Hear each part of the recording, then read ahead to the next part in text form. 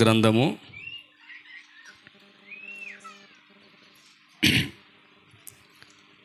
1 నుంచి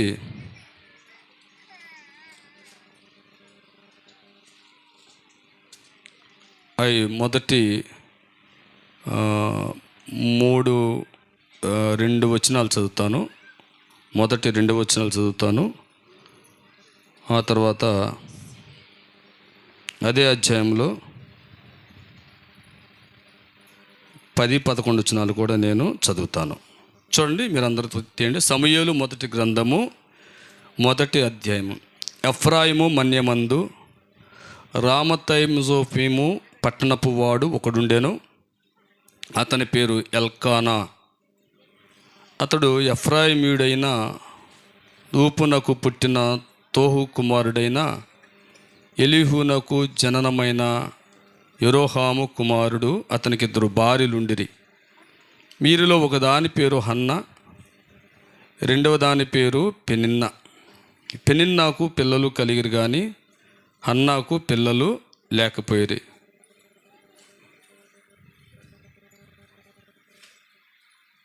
తరువాత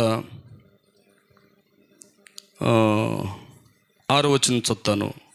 యెహోవా ఆమెకు సంతు లేకుండా చేసి ఉన్న హేతువును బట్టి ఆమె వైరియగు పెనిన్నా ఆమెను విసికించుటకై ఆమెకు కోపము పుట్టించుచు వచ్చెను. ఎల్కానా ఆమెకు ఏటేటా ఆ రీతిగా చేయుచు ఉండగా హన్న యెహోవా మందిరమునకు పోవునప్పుడల్లా అది ఆమెకు కోపము పుట్టించెను కనుక ఆమె భోజనం చేయక ఏడ్చుచు వచ్చెను.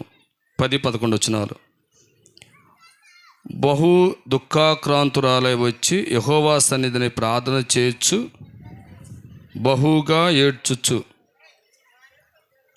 సైన్యములకు అధిపతియగు యెహోవా, నీ సేవకురాలునైన నాకు కలిగి ఉన్న శ్రమను చూచి నీ సేవకురాలునైన నన్ను మరొక జ్ఞాపకము చేసుకొని నీ సేవకురాలునైనా నాకు మగపిల్లను దయచేసిన ఎడల వాని తల మీద క్షౌరపు కత్తి ఎన్నటికి రానియక వాడు బ్రతుకు దినములన్నిటను నేను వానిని యెహోవానగు నీకు అప్పగింతును అని మొక్కుబడి చేసుకొనెను.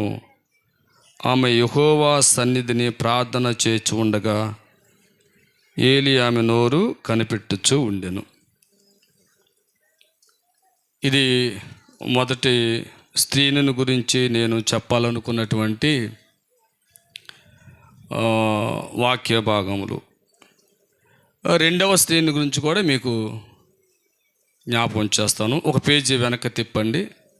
ఆ ప్రక్కనే రూతు గ్రంథం అని ఉంటుంది. రూతు గ్రంథం ప్రక్కనే ఉంటుంది, ప్రక్కనే ఉంటుంది. రూతు గ్రంథం 1 అధ్యాయం. రూతు గ్రంథము 1 అధ్యాయము. నేను కొన్ని వచనాలు చదువుతున్నాను. 1 అధ్యాయంలో, న్యాయాధిపతులు ఏలిన దినముల యందు దేశములో కరువు కలుగగా యూదా బెత్లెహేము నుండి ఒక మనుషుడు తన భార్యను తన 2 కుమారులను వెంటబెట్టుకొని మోయాబు దేశమున కాపురముండుటకు వెళ్ళెను. ఆ మనుషుని పేరు ఎలిమెలెకు, అతని భార్య పేరు నయోమి. అతని 2 కుమారుల పేర్లు మహలోను, కిల్యోను. వారు యూదా దేశము బెత్లెహేము వారైన ఎఫ్రాతీలు. వారు మోయాబు దేశమునకు వెళ్ళి అక్కడ కాపురముండిరి. నయోమి పెనిమిటి అయిన ఎలీమెలెకు చనిపోయిన తర్వాత ఆమెకు ఆమె 2 కుమారులను నిలిచిండిరి. వారు మోయాబు స్త్రీలను పెండ్లి చేసుకునిరి. వారిలో ఒకదాని పేరు ఓర్ప, రెండవ దాని పేరు రూతు. వారు ఇంచుమించు 10 సంవత్సరములు అక్కడ నివసించిన తర్వాత మహలోను, కిల్యోను ఇద్దరును చనిపోయిరి. కాగా ఆ స్త్రీ తాను కనిన 2 కుమారులను తన పెనిమిటియు లేనిదాయెను. తన పెనిమిటియు లేనిదాయెను. 21వ వచనం. నేను సమృద్ధి గల దాననై వెళ్ళి తిని యెహోవా నన్ను రిక్తురాలునిగా తిరిగి రాజేసెను. మీరు నన్ను నయోమి అని పిలువనేలా యెహోవా నా మీద విరుద్ధముగా సాక్ష్యం పలికెను. సర్వశక్తుడు నన్ను బాధపరిచెను అని చెప్పాను.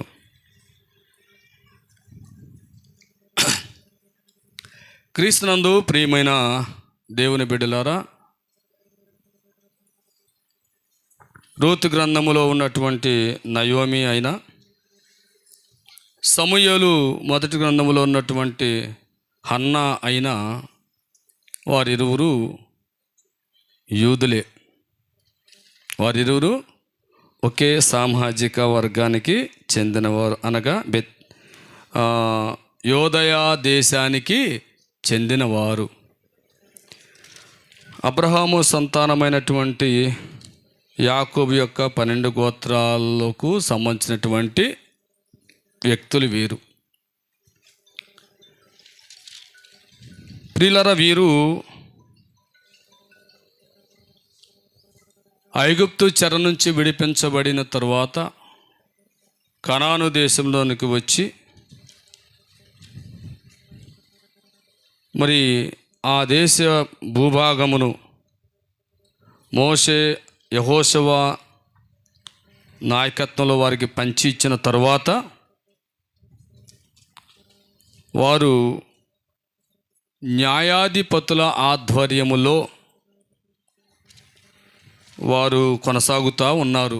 అప్పటికింకా వారికి రాజు, ఆ దేశానికి ఒక రాజు, ఒక రాజరిక వ్యవస్థ అనేది ఇంకా లేదు. అప్పటి వరకు కూడా యూదులను దేవుడు ఒక్కొక్క న్యాయాధిపతిని ఏర్పాటు చేసుకుని వారిని దేవుడు నడిపిస్తూ ఉన్నాడు. వారు ఏమైనా పాపము చేసి దేవునికి కోపమును కలిగించిన సందర్భాలు ఉంటే దేవుడు వారిని క్రమశిక్షణలోకి పెట్టడానికి ఆ చుట్టుప్రక్కల ఉన్న శత్రు రాజుల చేతికి అప్పగిస్తూ ఉండేవాడు.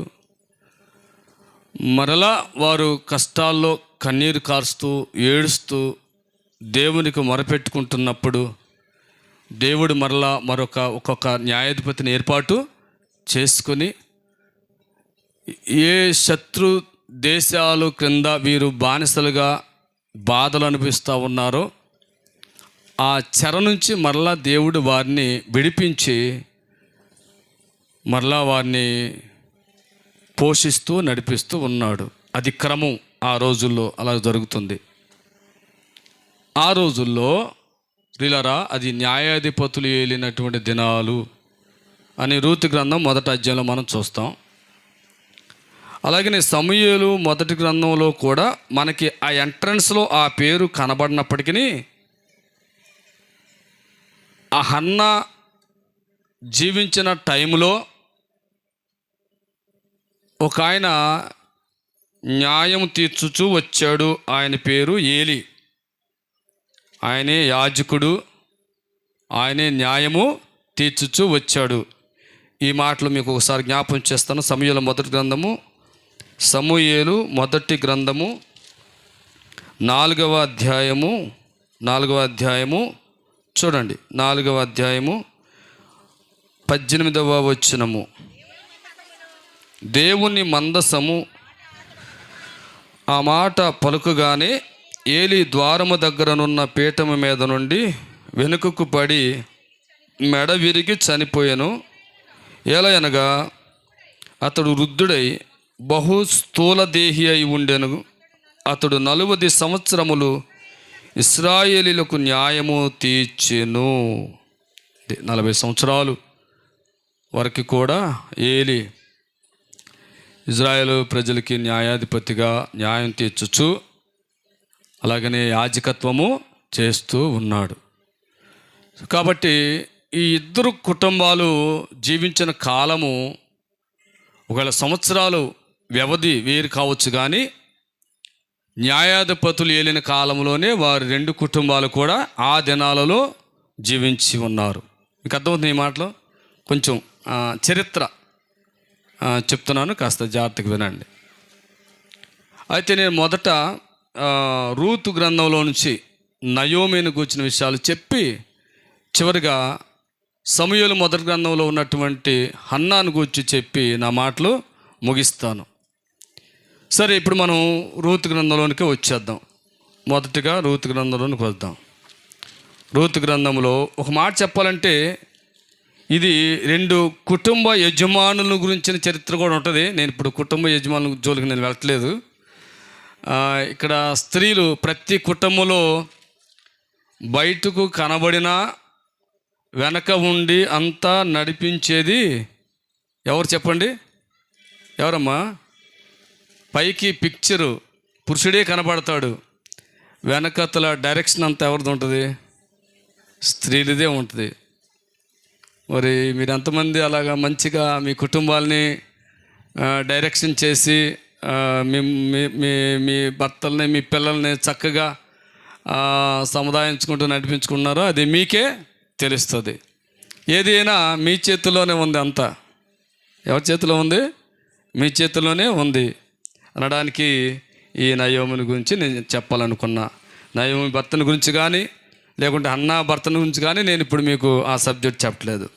సో కాబట్టి ప్రియులరా, ఈ నయోమి తన పెనిమిటితో తన 2 కుమారులతో ఎంతో చక్కగా యోదయ దేశంలో బెత్లెహేములో వారు కాపురం చేసుకుంటూ ఉంటున్న ఒక చక్కటి కుటుంబము. ఆ టైంలో నయోమికి చాలామంది బంధువులు కూడా అక్కడ ఉన్నారు. బంధువుల విషయంలో కానీ నయోమి కుటుంబం విషయంలో కానీ ఎటువంటి శ్రమలు ఇబ్బందులు కనిపించవు. కానీ ఆ కాలములో ఆ దేశానికి మాత్రం ఏమొచ్చిందంటండి? కరువు అనేది వచ్చింది. చూడండి, మొదటి వచనం ఉంది, న్యాయాధిపతులు ఏలిన దినములలో దేశములో కరువు కలుగగా యోదా బెత్లెహేము నుండి ఒక మనుష్యుడు తన భార్యను తన 2 కుమారులను వెంటబెట్టుకుని మోయాబులో కాపురముండుటకు వెళ్ళాను. ఇది దేశానికి అంతటికి వచ్చిన కరువు. దేశం అంతటికి వచ్చిన కరువు, దేశానికి కరువు వచ్చింది. మరి ఎవరెవరు ఎక్కడికి వెళ్ళారో మనకి ఇక్కడ రాయబడలేదు కానీ ఆ దినాల్లో అయితే మాత్రము న్యాయాధిపతులు వెళ్ళిన దినాల్లో మాత్రం మనుషులు ఎవరిష్టానుసారంగా వాళ్ళు జీవించారంటండి. ఎలా జీవించారంట? వాళ్ళకి ఒక న్యాయాధిపతి బ్రతుకున్నంతకాలం కొంచెం మంచిగా ఉంటున్నారు. ఆ న్యాయాధిపతి చనిపోయిన తర్వాత మళ్ళా దేవుడు మరొక న్యాయాధిపతిని ఏర్పాటు చేసుకునే లోపు ఏమవుతున్నారు? వీళ్ళు ఇష్టానుసారంగా జీవిస్తూ ఉన్నారు. వారు ఇష్టం వచ్చినట్లుగా బ్రతుకుతూ ఉంటున్నారు. అలాగే ఇష్టం వచ్చినట్టుగా బ్రతికిన కొన్ని కుటుంబాలలో ఒక కుటుంబము ఈ యొక్క నయోమి కుటుంబం. కొన్ని మీకు జ్ఞాపం చేస్తాను చూడండి. న్యాయాధిపతుల గ్రంథము 2వ అధ్యాయము ఒకసారి 16 వచనం చదువుతారా? ఆ కాలమున యెహోవా వారికి న్యాయాధిపతులను పుట్టించెను. చదవమ్మా. దోచుకొని వారి చేతిలో నుండి ఇశ్రాయేలీలను రక్షించిరి. అయితే వారు ఇంకా న్యాయాధిపతుల మాట వెనక తమ పితరులు యెహోవా ఆజ్ఞలను అనుసరించి నడిచిన మార్గము నుండి త్వరగా తొలగిపోయి ఇతర దేవతలతో వ్యభిచరించి వారికి నమస్కరించిరి. తమ పితరులు ఆ ఆజ్ఞలను అనుసరించినట్లు వారు నడవకపోయిరి. తమ శత్రువులు తమ్మును బాధింపగా వారు విడిచిన నిట్టూర్పులు యెహోవా విని సంతాపించి వారి కొరకు న్యాయాధిపతులను పుట్టించి ఆయా న్యాయాధిపతులకు తోడేయుండి వారి దినములన్నిటిను వారి శత్రువుల చేతుల నుండి ఇశ్రాయేలులను రక్షించెను. ఒక్కొక్క న్యాయాధిపతి చనిపోగా వారు వెనుకకు తిరిగి ఇతర దేవతలను అనుసరించి పూజించుచు వాటికి సాగిలపడుచు ఉండటం వలన తమ క్రియలలోనేమి తమ మూర్ఖ ప్రవర్తనలోనేమి దేనిని విడువక తమ పూర్వీకుల కంటే మరి మిగుల చెడ్డవారైరి. మీరు అర్థమైందా? ఇలాగా చెప్పుకుంటే చాలా విషయాలు ఉన్నాయిగా, నేను ఇప్పుడు చెప్పను. ఒక మాటే మనకు కావాలి. న్యాయాధిపతులు వారికి ఉన్నప్పటికీ వారి మాటలు వినలేదంట ప్రజలు. అమ్మ వినండి, నవ్వుచోండి. న్యాయాధిపతులు ఉన్నప్పటికీ వారి మాటలు వినలేదు. సరే, ఒక న్యాయాధిపతి ఒక 15 సంవత్సరాలు 17 సంవత్సరాలు 20 సంవత్సరాలు పరిపాలించి చనిపోయిన తర్వాత మరేమైపోయారు? మరి చెడ్డవారైపోయారు. మరి వాళ్ళ ఇష్టం, ఇక చెప్పేవారు కూడా లేరు కదా. చూడండి, మీరు గమనించండి. ఏ ఇంట్లోనైనా తల్లిదండ్రులు ఉంటే పిల్లలు ఒక రకంగా పెరుగుతారు. ఒకవేళ తండ్రి లేకపోయినా, ఒకవేళ తల్లి లేకపోయినా, లేక ఇద్దరూ లేకపోయినా ఆ పిల్లలు మరొక రీతిగా ఉంటారు. దానికి కారణాలు ఏమైనా కావచ్చు. అర్థమైందా? దానికి కారణాలు ఏమైనా కావచ్చు. అంటే ఏదైనా చిన్న చిన్న పొరపాటు చేస్తుంటే తాతయ్య అమ్మమ్మలు గట్టిగా గద్దిస్తారు, వాళ్ళ తల్లిదండ్రులు లేరు కదా, ఏమైనా అవుతారేమో అని మందలించకపోవచ్చు ఒక్కొక్కసారి. అర్థమైందా మీకు? అలాగా ఆ అనుభవాలు అలాగ ఉంటాయి. అలాగనే ఒక సంఘానికి కాపరి లేకపోతే సంఘ పరిస్థితి ఎలా ఉంటుంది మనకు తెలుసు కదా, అవునా కదా? ఒక స్కూల్లో హెడ్ మాస్టర్ గారు లేకపోతే ఎలా ఉంటుంది? ఒక కాలేజీలో ప్రిన్సిపల్ గారు లేకపోతే ఎలా ఉంటుంది? ఇలాగన ఒక రాష్ట్రానికి ముఖ్యమంత్రి గారు లేకపోతే ఎలా ఉంటుంది చెప్పాలి మీరు. లా అండ్ ఆర్డర్స్ ఉంటాయా?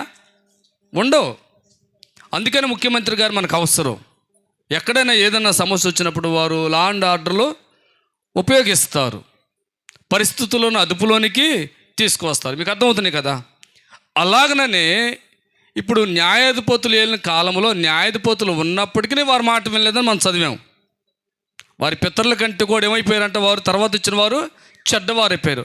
ఇక న్యాయాధిపతే చనిపోయాడు అనుకోండి, మరలా దేవుడు మరొక న్యాయాధిపతిని ఎంపిక చేసుకునే లోపు వీళ్ళు ఏమైపోతున్నారు? ఇంకా పూర్తిగా అది ఆ దినాలలో బ్రతికిన కుటుంబం. ఈ కుటుంబం ఏ కుటుంబం అంటే ప్రతి వారు వారి ఇష్టానుసారంగా జీవిస్తున్నటువంటి దినాలు. అయితే ప్రియమైన వాళ్ళారా, ఇక్కడ నయోమి కుటుంబం అయితే మాత్రం వారి ఇష్టాన్ని వారు జరిగించుకొని ఆఖరికి వాళ్ళు చాలా నష్టాన్ని కొని తెచ్చుకున్నారు. ఎంత దౌర్భాగ్యం,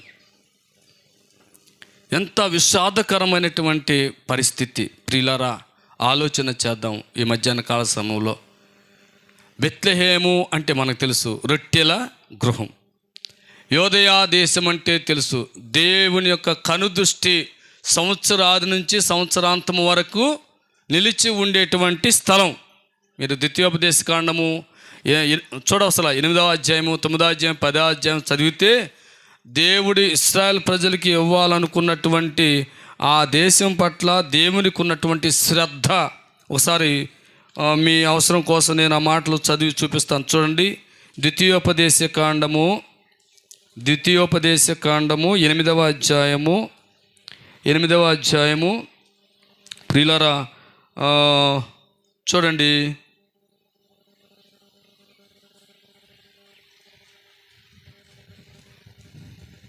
7వ వచనం చదువుతారా?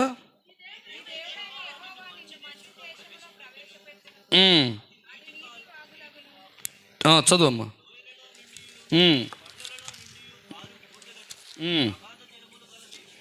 అగాధు జలములు గల దేశము, గోధుమలు, యవలు, ద్రాక్ష చెట్లు, అంజూరపు చెట్లు, దానిమ్మ పండ్లను గల దేశము, ఒలీవ నూనెయు తేనెయు గల దేశము, కరువు అనుకోకుండా ఆహారము తిను దేశము,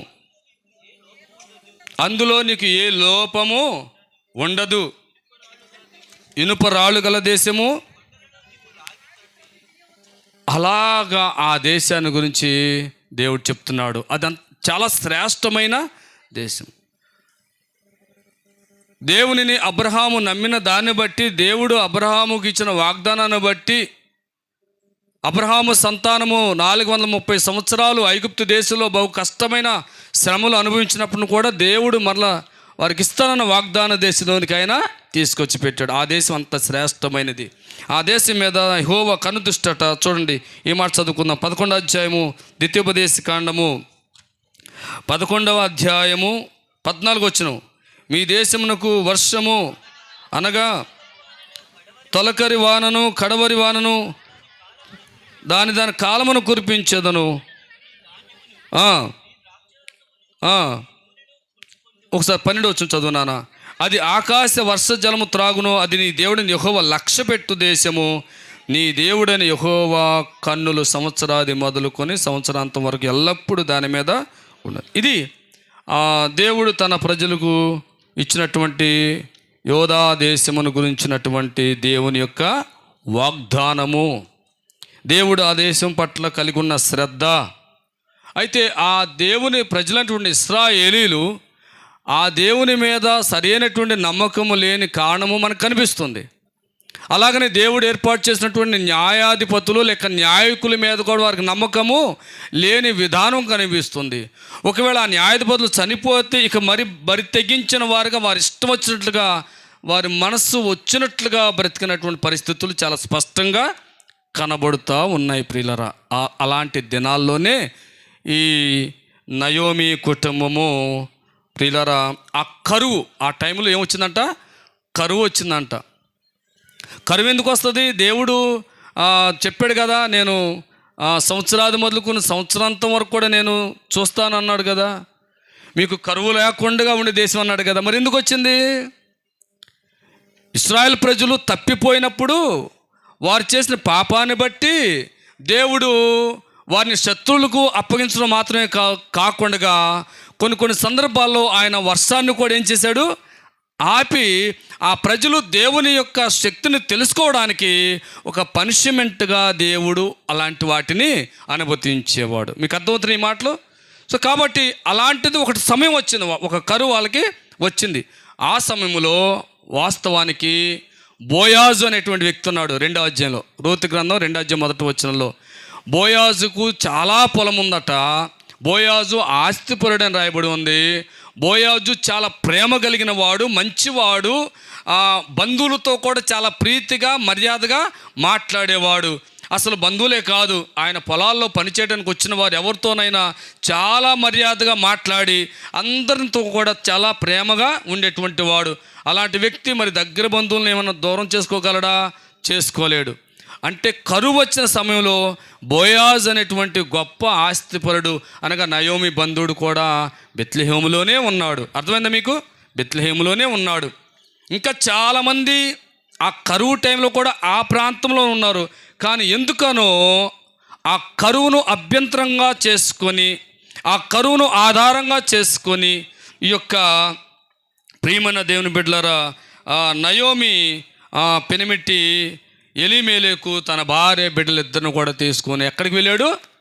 మోయాబు దేశానికి కాపురం ఉండటానికి వెళ్ళిపోయాడు. ఇక్కడ ఆలోచించేద్దాం. నయోమి సహజంగా ఏ ఇంట్లోనైనా పురుషుల కంటే కూడా స్త్రీలు కొంచెం తెలివిగా ఉంటారు.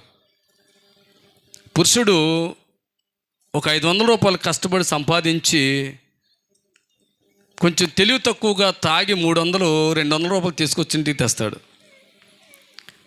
భార్య ఎంత తెలియగలదంటే ఆ 200 రూపాయలను చాలా జాగ్రత్త చేసుకొని, అయ్యో వెనకత పిల్లలు ఉన్నారు, ఇతనిక ఎంత చెప్పినా మార్పు రావడం లేదు, సరే ఇతను ఇలా చేస్తున్నాడని నా మట్టుకు నేను బ్రతికితే నా బిడ్డలేమైపోతారు, అతడేమని అయిపోతే నా పరిస్థితి ఏంటని ఆలోచన కలిగి కొంచెం శ్రద్ధ కలిగి జాగ్రత్త చేసుకుంటూ భర్తకి బిడ్డలకి వాటిని ఎంత చక్కగా ఉపయోగించుకుంటుంది. అవునా కదా? మీరందరూ అలాంటి వాళ్ళే నాకు తెలుసు. అవునా కదా? జాగ్రత్త పరులు, రూపాయికి రూపాయి కూడబెట్టుకొని కొంచెం జాగ్రత్త చేసుకొని పిల్లల మేలు కోసం, వారి చదువుల కోసం, వివాహాల కోసం మనం జాగ్రత్త కలిగి ఉంటాం సహజంగా. అలాగా ప్రియులరా, మరి వెనకతలో ఉండి చాలా చక్కటి ఆలోచనలు స్త్రీలు ఇస్తూ ఉంటారు. నాకు అనిపించింది ఈ నయోమి ఎల్కానాకి ఏం చెప్పలేదేమో అనిపించింది. ఏమయ్యా, కరువు వచ్చిన మాట వాస్తవమే, మనకి కొన్ని భూములు ఉన్నాయి మాట వాస్తవమే, పంటలు పండట్లేదేమో వాస్తవమే, అయినా మన బంధువు బోయాజ్ గారు ఉన్నాడు కదా, ఆయన మనకంటే చాలా ఎక్కువ ఆస్తిపరుడు కదా, మరి ఆయన దగ్గర కూడా ఒక సలహా తీసుకుందాం, ఏమంటాడు, లేదంటే మనం ఉందాం, లేక మన భూములు ఆయనకే తనఖా పెడదాం, తెచ్చుకొని మనం ఉందాం, మళ్ళా దేవుడు కనికరిస్తాడు కదా, దేవుడు మనకి తొలకరు వర్షాన్ని కడవరు వర్షాన్ని కురిపిస్తానని వాగ్దానం చేశాడు కదా, మనకి కరువు లేకుండా చూస్తానన్న దేవుడే కదా, మరి కరువు ఎందుకు వచ్చిందో మనం ఒకసారి ఆలోచన చేసుకొని ఈ కరువు కాలంలో మనం కూడా ఇక్కడే దేవుని మొరపెట్టుకుంటూ ప్రార్థన చేసుకుంటూ సమృద్ధిగా ఉన్నప్పుడు తిన్నదానికంటూ కొంచెం తక్కువగా తిన్నా పర్వాలేదు, ఇక్కడే ఉందాం, మనం దేవుని సేవించుకుందాం, దేవునికి ప్రార్థన చేసుకుందాం, దేవుని మీద నమ్మకం కలిగి ఉందాం, ఇక్కడే ఈ న్యాయాధిపతుల దగ్గర వాళ్ళ సూచనలు సలహాలు తీసుకొని ఉందాం అనుకోవాలి అని చెప్పాలి. ఆ మాట చెప్పిందా? చెప్పలేదు. భర్త వెళ్దామంటే భర్తతో పాటు ఆయనకంటే ఒక 2 అడుగులు ముందేసిందేమో నాకు తెలియదు. 2 కొడుకులు తీసుకొని ఎక్కడికి వెళ్ళి చెప్పండి? మోయాబు దేశానికి వెళ్ళింది. మోయాబు దేశం అంటే తెలుసు మనకి బైబిల్లో, అది శాపగ్రస్తమైన దేశం. లోతు తన భార్య, తన 2 కుమార్తెలు లోతుకు మత్తును ఇచ్చేసి ఆయనకు తెలియకుండగా వారితో తనతో ఉండగా వచ్చిన సంతానంలో పెద్ద కుమార్తె సంతానమే మోయాబు. శరీర సంబంధంగా వచ్చినటువంటి వారు వీళ్ళు, లోక మర్యాద చొప్పున వచ్చినటువంటి సంతానము. దానిని భ్రష్ట సంతానం అన్నారు, శాపగ్రస్తమైన సంతానం అన్నారు. దేవుడు అన్నాడు, వారిలో 3వ తరం కూడా మీతో వారు సహవాసము చేయకూడదని ద్వితీయోపదేశకాండంలో 23వ అధ్యాయంలో రాశారు. అవన్నీ చూడవసలా. ప్రియమైన దేవుని బిడ్డలారా, అలాంటి ప్రదేశానికి కావాలని చూడండి, ఆ కరువును అడ్డు పెట్టుకొని, ఆ కష్టాన్ని అడ్డు పెట్టుకొని, ఆ సమస్యను ఆధారంగా చేసుకొని, ఆ లోటును ఆధారం చేసుకొని, ఆ ఇబ్బందిని ఆధారం చేసుకొని దేవుని మీద ఆధారపడకుండా పరిస్థితులను అవగాహన చేసుకోక ప్రియులరా ఆ మోయాబు దేశానికి వెళ్ళి ప్రియమైన వారు వాళ్ళు చాలా తప్పు చేశారు. రాత్రి మనం ధ్యానం చేసుకున్నాం. లోతు కూడా అంతే కదా. అబ్రహాం గారి దగ్గర వచ్చిన చిన్న అభ్యంతరాన్ని ఆధారం చేసుకొని యొర్దాను ఆ ప్రాంతాన్ని చూసి ఏమనుకున్నాడంటే ఆయన కళ్ళకి ఎట్లా కనబడింది? ఏదోను తోట వలెను ఐగుప్తు దేశం వలెను కనబడింది. మొదటగా మైదానం దగ్గరికి వెళ్ళి గుడారం వేసుకున్నాడు. కొంతకాలానికి పట్టణంలోనికి వెళ్ళాడు, గుడారం వేసుకున్నాడు. ఆ తర్వాత ఆ పట్టణంలో ఒక పెత్తందారిగా గవిని దగ్గర కూర్చొని పంచాయతీ చేసేవాళ్ళు ఒకడు అయిపోయాడు. ఏమైంది మనకు తెలుసు కదా. ఆఖరికి ఏమైనా నేను ఈ మాటలు వీర్లపాడు చెప్పాను ఆఖరి వర్తమానంలో, నేను ఇప్పుడు చెప్పదలుచుకోలేదు. కాబట్టి ప్రియమైన దేవుని బిడ్డలారా, అలాగనే ఈ నయోమి, ఎల్కానా వీళ్ళ పిల్లలు కూడా అక్కడికి వెళ్ళిన తర్వాత ఏం జరిగింది చూడండి ప్రియులరా. 3వ వచనం, నయోమి పెనిమిటి అయిన ఎలీమెలకు చనిపోయిన తర్వాత ఆమె 2 కుమారులు నిలిచి ఉండరు. ప్రియమైన వాళ్ళరా, వారు ఇంచుమించు 5వ వచనంలో 10 సంవత్సరములు అక్కడ నివసించిరి. చూడండి, భర్త చనిపోయాడండి. ఎంతకాలం చనిపోయాడో మనకు తెలియదు. చనిపోయిన తర్వాత కూడా ఏమో వెనుక తిరిగి రాలా. మళ్ళీ బెత్లెహేముకు రాలా. మా పిల్లలు చూడండి నా వైపు, బెత్లెహేము తిరిగి వాళ్ళు రాలా. సరే, అక్కడే ఉన్నారు. ఈ లోపుగా పిల్లలు వయసుకు వచ్చారేమో తెలియదు, కానీ వారికి వివాహాలు అయితే మాత్రము చేసింది.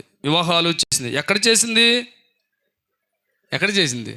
మోయాబులోనే చేసింది. మోయాబు స్త్రీలను చేయొచ్చా? ఇశ్రాయేలులు మోయాబు స్త్రీలను చేసుకుంటారా? చేసుకోరు. మరి ఎక్కడ వాళ్ళని చేసింది?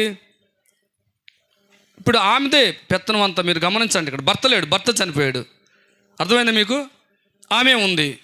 ఇప్పుడు ఆమె ఇష్టం అయిపోయింది. ఇప్పుడు భర్త చనిపోయినప్పుడు ఆ బిడ్డను తీసుకొని ఎక్కడ రావాలి? బెత్లెహేము రావాలి. బెత్లెహేము అనగా రొట్టెల గృహం, యోధా అనగా స్తుతించే అనుభవంలోనికి, స్తుతించుటలో ఉన్న సమృద్ధి అనుభవంలోనికి, దేవుడు వాగ్దానం చేసినటువంటి ఆ భూభాగంలోనికి, దేవుడు కనుదృష్టి సంవత్సరాది నుంచి సంవత్సరాంతం వరకు ఉంటానని సెలవిచ్చినటువంటి ఆ స్థలంలోనికి ఆమె తిరిగి రావాల్సింది.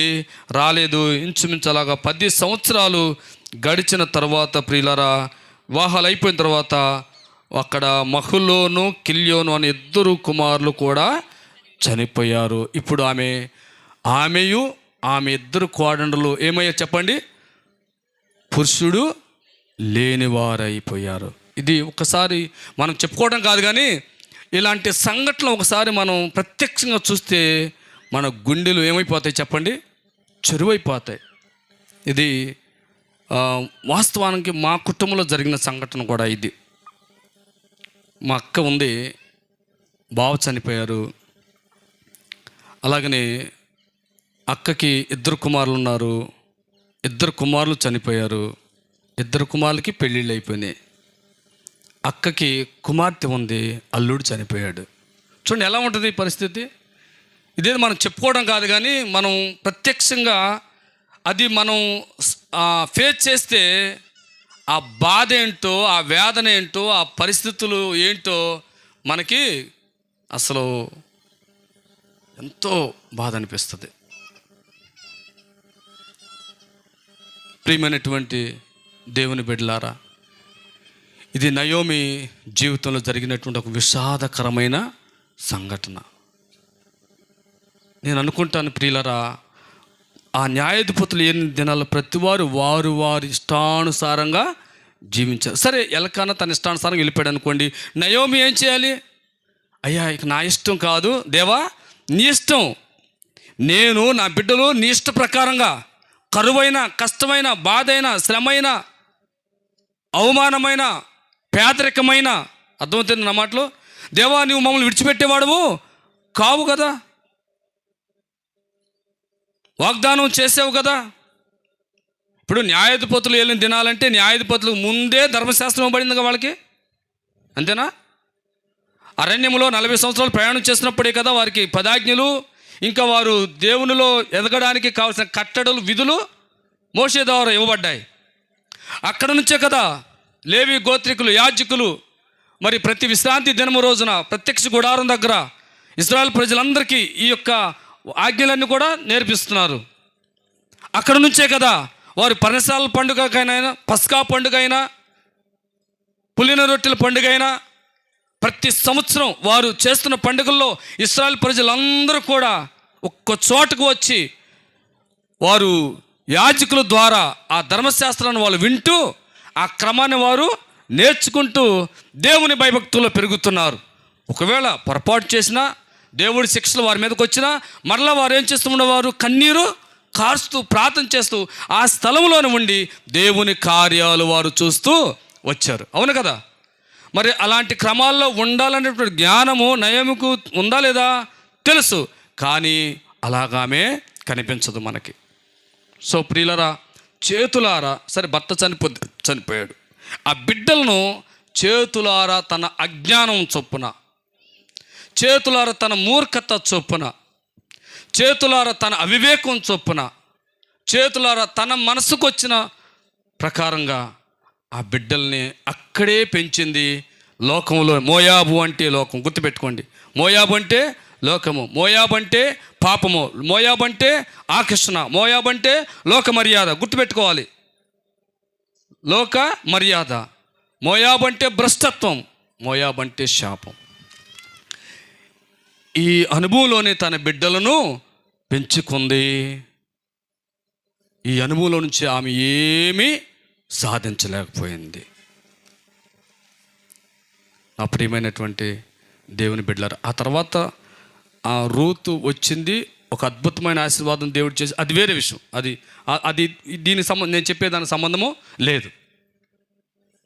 ఒక యూదురాలై ఉండి అన్యుల ప్రాంతంలోని వెళ్ళిపోయి తన బిడ్డలను అక్కడే పెంచుకొని అక్కడే పెళ్ళిళ్ళు చేసి ఆ పిల్లలు కూడా ఆ మోయాబులను చనిపోవటం ఎంత భయంకరమైన ఈ రోజున నా ప్రియమైనటువంటి వాళ్ళారా, ఈ రోజున ఎంతోమంది తల్లులు, ఎంతోమంది తండ్రులు వారి ఇష్టానుసారంగా వాళ్ళ మనసు వచ్చినట్లుగా బ్రతుకుతూ దేవునికి లోబడకుండా, దేవునికి భయపడకుండా, దేవుని క్రమం తెలుసుకోకుండా, వాక్యము దగ్గరకు రాకుండా, దేవుని ఎద్దుకు రాకుండా, ఒకవేళ మందిరానికి వచ్చినా ఏదో నామకార్థంగా వచ్చి వెళుతూ బిడ్డల విషయంలో ఏం చేసుకోవట్లేదు చెప్పండి?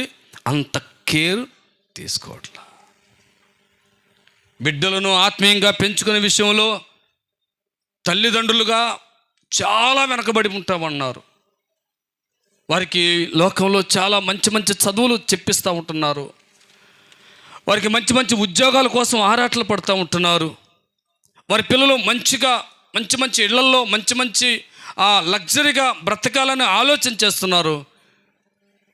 కానీ వారు ఆ లోక పోకడలో పడిపోయి ఆ లోక మర్యాదల్లో జీవిస్తూ ఆఖరికి వారి జీవాన్ని ఏం చేసుకున్నారు?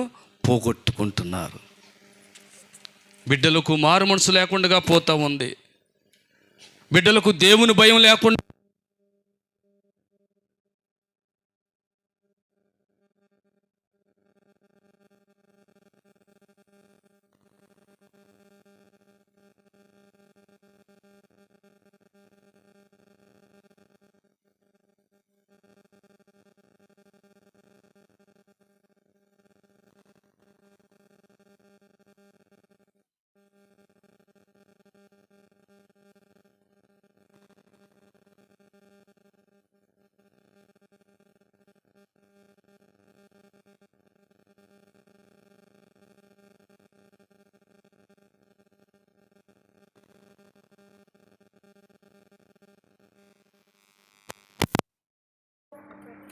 బిడ్డలను పెంచే పెంపకం విషయంలో ఎంతో నిర్లక్ష్యం కనబడుతుంది. ప్రియమైన దేవుని బిడ్డలారా, ఈ బిడ్డలను దైవికంగా పెంచుకోలేకపోయింది. ఈ బిడ్డలను తీసుకొని తిరిగి భర్త చనిపోయినా సరే మళ్ళీ తిరిగి బెత్లెహేముకు రాలేకపోయింది. ఆ తర్వాత వచ్చిందిగా, వచ్చిందో లేదా, ఎప్పుడుకోనైనా వచ్చిందిగా. ఆ వచ్చేదేదో ప్రారంభంలోనే భర్త చనిపోయినప్పుడే వచ్చి ఉంటే ఎంత బాగుండును. ఆ బిడ్డలు ఎక్కడ పెరిగేవారు? బెత్లెహేములో పెరిగేవారు. ఆ బిడ్డలు ఎక్కడ ఎదిగేవారు? యోదయలోనే ఎదిగేవారు. ఆ బిడ్డలు ఎక్కడ ఉండేవారు చెప్పాలి? తమ సమీప బంధువైన, చెప్పండి, సమీప బంధువైన బోయాజు దగ్గరే పెరిగేవారేమో. ఆ తర్వాత నయోమి బోయాజు దగ్గరికి వచ్చిందా లేదా? వచ్చింది. ఆ నయోమి కోడలు రూతు బోయాజుని వివాహం చేసుకున్నా లేదా? అర్థమైనా? మరి ఈ లోపుగా ఆమె జీవితం అంతా ఏమైపోయింది చెప్పండి? విషాదము, చేదైపోయింది. నన్ను మారా అనండి, నయోమి అనద్దు అంది. మారా అనగా చేదు. నాలో చెప్పుకోవడానికి ఏ సాక్ష్యం లేదు. నన్ను మాదిరిగా ఎంచుకోవడానికి నాలో ఏమీ లేదు.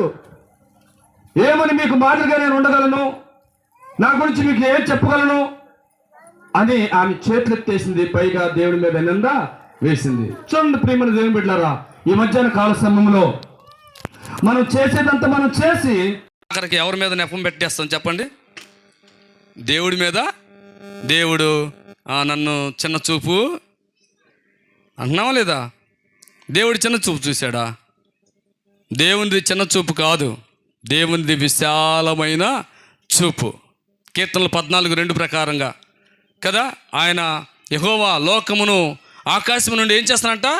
పరీక్షించి చూస్తూ ఉన్నాడు. వివేకము కలిగి దేవునిని వెతుకువారు గలరేమోనని ఆయన ఆకాశము నుండి చూస్తూ ఉన్నాడు. చాలండి, చూస్తూ ఉన్నాడు. ఆయనకి పాతాళం కూడా తేటగా కనపడుతుందంట. మరి నరుల యొక్క హృదయంలో ఉన్నటువంటి బాధ, గాథ తెలియదు ఆయనకి, మరి విశేషముగా తెలుసు. కాబట్టి ప్రియమైన దేవుని బిడ్డలారా, నయోమి చేతులారా తన కుటుంబాన్ని తన చేతులతో పాడు చేసుకుంది. ఆ బిడ్డలు ఆమెకి పనికి రాకుండా పోయారు. ఆ బిడ్డలు వాళ్ళు కట్టుకున్న భార్యలకు ఉపయోగం లేకుండా వెళ్ళిపోయారు. ఆ బిడ్డలు యోధా సమాజానికి ఏ మాత్రము ప్రియమైన వాళ్ళరా మేలు చేసిన వారుగా లేకుండా వారు మోయాబులోనే చనిపోయారు. దేవునికి ఏమాత్రము కూడా వారు పనికి వచ్చిన వారుగా లేరు. దేవుని సమాజానికి ఏమాత్రం కూడా పనికొచ్చిన వారుగా లేరు. దేవుని యొక్క ప్రజల దగ్గర ఏమాత్రం కూడా వారు నేర్చుకున్న వారుగా లేకుండా ఆఖరుకు వాళ్ళు ఆ రీతిగా మోయాబులోనే చనిపోయినట్లుగా మనం చూస్తాం.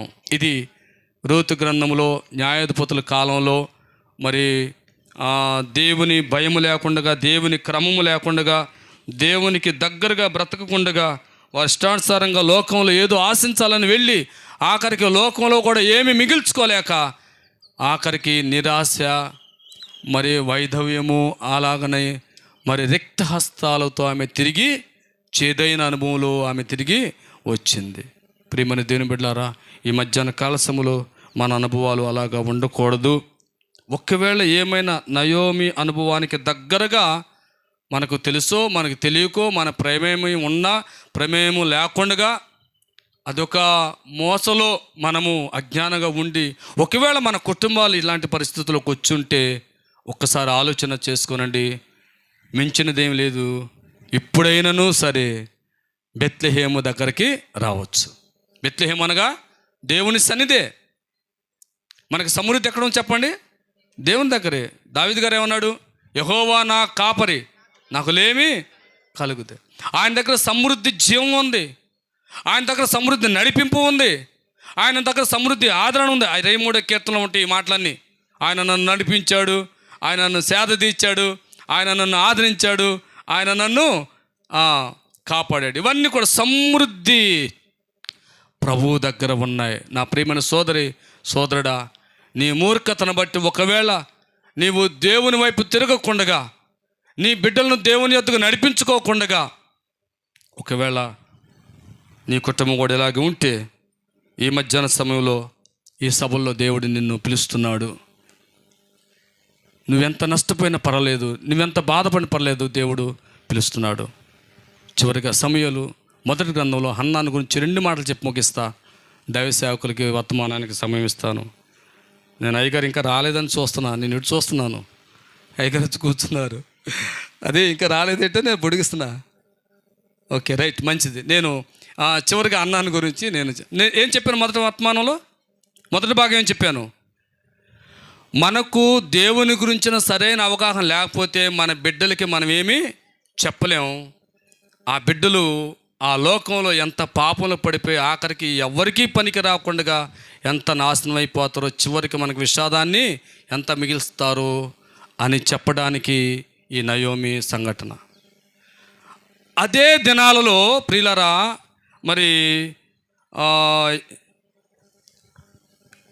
ఎలీహుకు జననమైన యెరోహాము కుమారుడైనటువంటి ప్రియమైన వాళ్ళరా, ఒక ఆయన ఎల్కానా అని ఉన్నాడు. ఆయన కూడా యూదుడే, ఆయన కూడా ఇశ్రాయేలీయుడే. ఆయన జీవించిన దినాల్లో కూడా ఇంకా రాజు లేడు. ఇజ్రాయెల్ ప్రజలకు రాజ్యం వ్యవస్థ ఇంకా ప్రారంభం అవ్వాలా. దేవుడే న్యాయాధిపతులు నేర్పించుకొని వారికి నీతి న్యాయాలను బోధిస్తూ ఆ ప్రజలను దేవుడు కాపాడుతూ ఉన్నాడు. ఆ దినాల్లోనే, అప్పుడు ఇంకా రాజు రాలేదు, ఆ దినాల్లోనే ఏలి అనేటువంటి యాజకుడు యాజకత్వం చేస్తూ న్యాయము కూడా జరిగిస్తూ ఉన్నాడు. ఆ దినాల్లోనే ఎల్కానా అనేటువంటి ఒక వ్యక్తి కుటుంబం కూడా ఉంది. అయితే ఎల్కానాకి 2 భార్యలు, ఆ వారిలో ఒక భార్యకి బిడ్డలు ఉన్నారు, మరొక భార్యకు సంతానము లేదు. ఇది ఒక రకమైన శ్రమ ఆమెకి. ఇది కుటుంబంలో ఒక రకమైన బాధ. హన్నా అనేటువంటి ఆమెకి ఎవరు లేరు? సంతానము లేరు. సంతానము లేని కారణం చేత, సంతానం లేకుండా ఉండి కొంతకాలం బిడ్డలు లేకుండా ఉంటే ఓ రకమైన ఇబ్బందులేం లేదు. కానీ సంతానము లేకుండా కారణం చేత ఆ ఇంటిలోనే ఉన్నటువంటి వారు కానీ, నీకు బిడ్డలు లేరు, నువ్వు గొడ్రాలివి, నువ్వు గొడ్డుమోతువు అనే మాటలు మాట్లాడుతూ ఉంటే, ఇక ఆ బిడ్డలు పడే బాధలు ఇంత అంత కాదు. ఇక్కడ ఎవరైనా అలాంటి వాటిని ఫేస్ చేస్తే మీకు తెలిసిపోద్ది. అర్థమవుతున్నాయా? ఇప్పుడు పెనిన్నా అనేటువంటి ఆవిడ హన్నాకు సంతానం లేని కారణం చేత ఏం చేస్తుందంట? ఆమెకు కోపమును పుట్టిస్తుంది, విసిగిస్తుంది. 6వ అధ్యాయంలో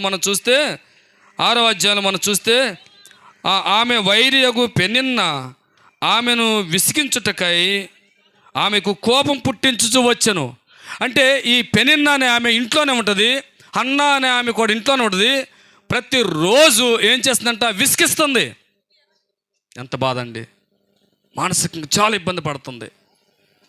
అలాగని దాన్ని బట్టి ఆమెకి కోపం వస్తుంది. అయినా కూడా వాటన్నిటిని కూడా దిగమింగుకుంటూ ఆమె ఏటేటా తన పెనిమిటితో ఎక్కడికి వెళ్తుంది చెప్పండి? షిలోహులో ఉన్న దేవుని మందిరానికి వెళ్ళి ప్రార్థన చేసుకుంటుంది. ప్రార్థన మానిందా? నేను క్లుప్తంగా వెళ్ళిపోతున్నాను. ప్రార్థన మానిందా? బిడ్డలు లేరు, ప్రార్థన మానిందా?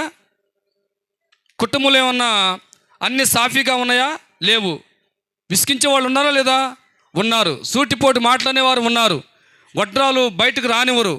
ఏదైనా శుభకార్యాలు జరుగుతుంటే అందరిని పిలుస్తారు, కానీ బిడ్డలు లేని వారిని పిలవరు. పిలుస్తారా? ఇక్కడ పిలుస్తున్నారేమో నాకు తెలియదు.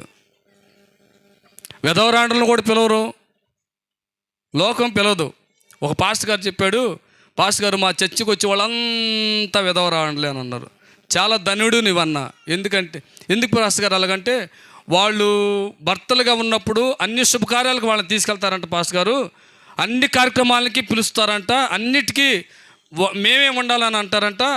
విధవరాలు అయిన తర్వాత అసలు కన్నెత్తి కూడా చూడరంట, ఏ శుభకార్యాన్ని కూడా పిలవరంట. వాళ్ళు ఎవరు పిలవట్లేదని మానసికంగా ఇబ్బందులు పడ్డం ఎందుకులే అని ప్రార్థనకు వస్తున్నాం అయ్యా మేము అని అన్నారంట వాళ్ళు. చూసారా ప్రియులారా? అంటే అన్నీ బాగుంటేనేమో దేవుని దగ్గర రావు, అన్నీ బాగున్నప్పుడు ఎవరు పిలవకపోతే అప్పుడు వస్తావు దేవుని దగ్గరికి. అయినా పర్లేదులేండి, అప్పటికైనా మన దేవుడు విడిచిపెట్టేవాడు కాదు, విధవరాలు పక్షంగా ఉండేటువంటి దేవుడు, వాళ్ళని ఆదరించే దేవుడు మన దేవుడు. సో ఆయన పిల్లలమైన మనం కూడా వారిని ఏం చేయాలి చెప్పాలి? ఏం చేయాలి? మనము వారిని దుఃఖ పెట్టకూడదు, మనము మన ప్రతి శుభకార్యాల్లో వారిని పిలుచుకోవాలి. ఆమెను చెప్పండి. నేను మా పెద్ద కుమార్తెని వివాహం చేసే సమయంలో మా చర్చిలో ఒక బ్రదరు భోజనానికి పిలిచారు మా అమ్మాయిని. నలుగురు అలాంటివి ఏమో మాకు భోజనానికి పిలిచారు. పిలిస్తే ఫస్ట్ టైము ఒక భర్తను కోల్పోయిన బిడ్డ వచ్చింది, మా కుమార్తెని తీసుకెళ్ళింది. పంపిస్తారా? అలాగా పంపిస్తారా? విధవరాలను రాణిస్తారా శుభకార్యానికి ఎదురు? మనం దానికి రివర్స్లో చేయాలి. ఆమెన్. లోకము రానివ్వరు, లోకము అంటున్న విధవరాలని చిన్న చూపు చూస్తారు, మనమైతే వాళ్ళని మంచి చూపు చూస్తాం. అది నిజమైన క్రైస్తవ్యం. అలాంటి వారిగా మనం ఉండాలి. కుటుంబ ప్రార్థనలు పెడతాం, ఆదరణ కోటాలు పెడతాం భర్త చనిపోతే, కానీ ఆ తెల్లారి ఇంట్లో ఫంక్షన్కి అయితే ఆ విధవరాలని పిలవరు. ఎంతోమంది మా దగ్గరకు వచ్చి ఏడుస్తూ చెప్తారు, పాస్టర్ గారు నా మనవరాలు పెళ్ళికి నన్ను కనీసం పిల్లను కూడా పిలవలేదు పాస్టర్ గారు అని. అంతకుముందేగా మా ప్రార్థన కోటం పెట్టారు, ఆదరణ కోటం 100 మందికి భోజనాలు పెట్టారు. అదంతా పైపోయి నటనేను పాస్టర్ గారు. చూసారా ప్రియమైన దేవుళ్ళారా? ఇలాంటి బాధ ఉంటుంది బిడ్డలు లేని వారికైనా భర్త లేని వారికైనా ఉంటుందా? అయినా కూడా ఏమి విడిచిపెట్టలేదు చెప్పండి? దేవునిని విడిచిపెట్టలా, ప్రార్థనను విడిచిపెట్టలా. ఒకసారి శిలోహు మందిరానికి వెళ్ళి ఇలాగన ఆమె ప్రార్థన చేసుకుంది. ఏం ప్రార్థన చేసుకుంది? 11వ వచనంలో, సైన్యములకు అధిపతికి యెహోవా, నీ సేవకురాలనైనా నాకు కలిగి ఉన్న శ్రమను చూచి నీ సేవకురాలనైనా నన్ను మరొక జ్ఞాపకం చేసుకొని నీ సేవకురాలనైనా నాకు మగపిల్లను దయచేసిన ఎడలా వాని తల మీదికి క్షౌరపు కత్తి అన్నటికి రానియక వాడు బ్రతుకు దినములన్నిటను నేను వానిని యెహోవానగు నీకు అప్పగింతునను మొక్కుబడి చేసుకొనెను. ఆమె యెహోవా సన్నిధిని ప్రార్థన చేయవచ్చు ఉండగా ఏలి ఆమె నోరు కనిపెట్టు. చూడండి, చాలా కాలం బిడ్డలు లేరు, ఏమైనా గొడ్డాలన్నారు, కోపం ఉంటుంది, విసిగిస్తున్నారు. ఆమె కుమిలిపోతూ దేవునిని దూషించలేదు, దేవునిని నిందించలేదు, దేవుడు నన్ను చిన్నచూపు చూచాడని దేవుని మీద అలగలేదు. కానీ మరి ఎక్కువగా ఆమె ఏటేటా ప్రార్థనకు వెళుతూ కన్నీరు కాచి తన హృదయాన్ని కుమరిస్తూ ఈ ప్రార్థన చేసింది. దేవా యెహోవా, నీవు కానీ నాకు ఒక మగ బిడ్డను ఇస్తే ఆ బిడ్డను నేను నీ సేవకు సమర్పిస్తా. ఎంత మంచి తల్లి అండి. అసలే బిడ్డలు లేరు, ఎప్పుడుకో దేవుడు ఇచ్చాడు. ఆ బిడ్డను కూడా ఎవరికి ఇచ్చింది? దేవునికి ఇచ్చింది. ఇలాంటి సమర్పణలు ఉన్నాయా మనకి? అమ్మా, ఇలాగ మన బిడ్డలు పుట్టకముందే మన బిడ్డలను ఇలాగ దేవుని సేవకు సమర్పణ చేసుకునేటువంటి ఆ త్యాగం, ఆ దేవుని సేవ పట్ల, దేవుని పట్ల, దేవుని పరిచర్య పట్ల ఆ అవగాహన మనకేమైనా ఉందంటారా? మనకు 3 బిడ్డలున్నా సేవకు అప్పగించం, 5 బిడ్డలున్నా సేవకు అప్పగించం. ఒకవేళ సేవకంటూ అప్పగిస్తే ఎప్పుడు అప్పగిస్తామంటే, ఏదైనా ఒక కుర్రోడు మనం బాగా ఎంచుకున్నాం, ఆ కుర్రోడు చాలా భౌతికంగా దెబ్బతినిపోయాడు, మెంటల్గా కావచ్చు, మానసికంగా కావచ్చు, శారీరకంగా కావచ్చు, ఎడ్యుకేషన్ పరంగా కావచ్చు, ఏ విషయంలోనైనా బలహీనమైన తర్వాత అప్పుడు ఏమంటాం తెలుసా? ఇదిగో నా బిడ్డను ఈసారి కానీ దేవుడు బ్రతికిస్తే నా బిడ్డను ఎవరికి ఇస్తాను చెప్పాలి. ఎవరికి? ఏం మనకేం తెలియదా? అలాగా సమర్పించుకోలేదా మనం బిడ్డల్ని? పోనీ అలాగైనా సమర్పించుకోవాలి. నువ్వు ఎలాగ సమర్పించుకున్నా దేవునికి నీ బిడ్డలు కావాలి, దేవుని పరిచర్యకు నీ బిడ్డలు అవసరము. కోత ఏమైందంట? విస్తారంగా ఉంది, పనివారు కొద్దివారిగా ఉన్నారు. ఏమండి, మనం దేవుని సేవకు మన బిడ్డలను పంపిస్తున్నామా? అమెరికా పంపిస్తాం, ఆఫ్రికా పంపిస్తాం, నాకు తెలిసిన కుర్రోడు నేను దేవుని సేవ చేస్తాను అన్నాడు, కానీ దేవుని సేవ చేయట్లేదు, కానీ పెద్ద బిజినెస్ చేస్తున్నాడు. సరే అండి, బిజినెస్ చేసినా దేవుని పరిచయకు ఉపయోగిస్తున్నాడు, అది వేరే విషయం అనుకోండి. కానీ దేవుడు కావాల్సింది ఏమిటంటే ఆయన గుణలక్షణాలను బయట ప్రకటిస్తూ ఆయనలాగా జీవిస్తూ నశించిపోతున్న అనేక ఆత్మలను దేవుని రాజ్యంలోనికి తీసుకువచ్చే పరిచర్యకు సేవకులు కావాలి. మనం ఏం చేస్తున్నాం? ఇంజనీరింగ్ చూపిస్తున్నాం, డాక్టర్లు చదివిస్తున్నాం, ఆఖరికి వాళ్ళు ఏమవుతున్నారు? యాక్టర్లు అయిపోతున్నారు. డాక్టర్లు అందరూ ఏమైపోతున్నారు? యాక్టర్లు అయిపోతున్నారు. చచ్చిపోయిన శవాన్ని కూడా సెలైన్లు పెట్టి ఏం చేస్తున్నారు? యాక్షను చేస్తున్నారు. మొన్న మా మేనల్లుడు ఒకడు హైదరాబాద్లో జీడిమెట్లలో చనిపోయాడు. 5,70,000 ఖర్చు పెట్టారు, బ్రెయిన్ ఆపరేషన్ చేశారు. ఒక యాక్సిడెంట్లో తలకు దెబ్బ తగిలితే 8 రోజులు హాస్పిటల్ పెట్టారు. ఏమి కదలిక లేవు. ఇంక చూసేదేం లేక ఆ పిల్లోని తీసుకొచ్చారు, మార్గంలోనే చనిపోయాడు. మొన్ననే శనివారం రోజున సమాధి కార్యక్రమం జరిగింది. బీటెక్ చదువుతున్నాడు కుర్రోడు. ప్రియమైన దేవుని బిడ్డ, నేను ఎందుకు ఈ మాటలు జ్ఞాపకం చేస్తున్నానంటే మన బిడ్డలను దేవుని సేవకు సమర్పించుకోవాలి. ఆమెకి బిడ్డలు లేరు, బాధ అనిపించింది, శ్రమ అనిపిస్తుంది, దేవునికి దూరం అవ్వాల. ఆ దేవాన్ని నాకు కుమారుని ఇస్తే నీ సేవకు నేను సమర్పిస్తానంది. సమర్పించుకుంది. 40 సంవత్సరాలు ఇజ్రాయెల్ ప్రజల మీద ఆయన న్యాయాధిపతిగా చేశాడు, యాజకుడిగా చేశాడు.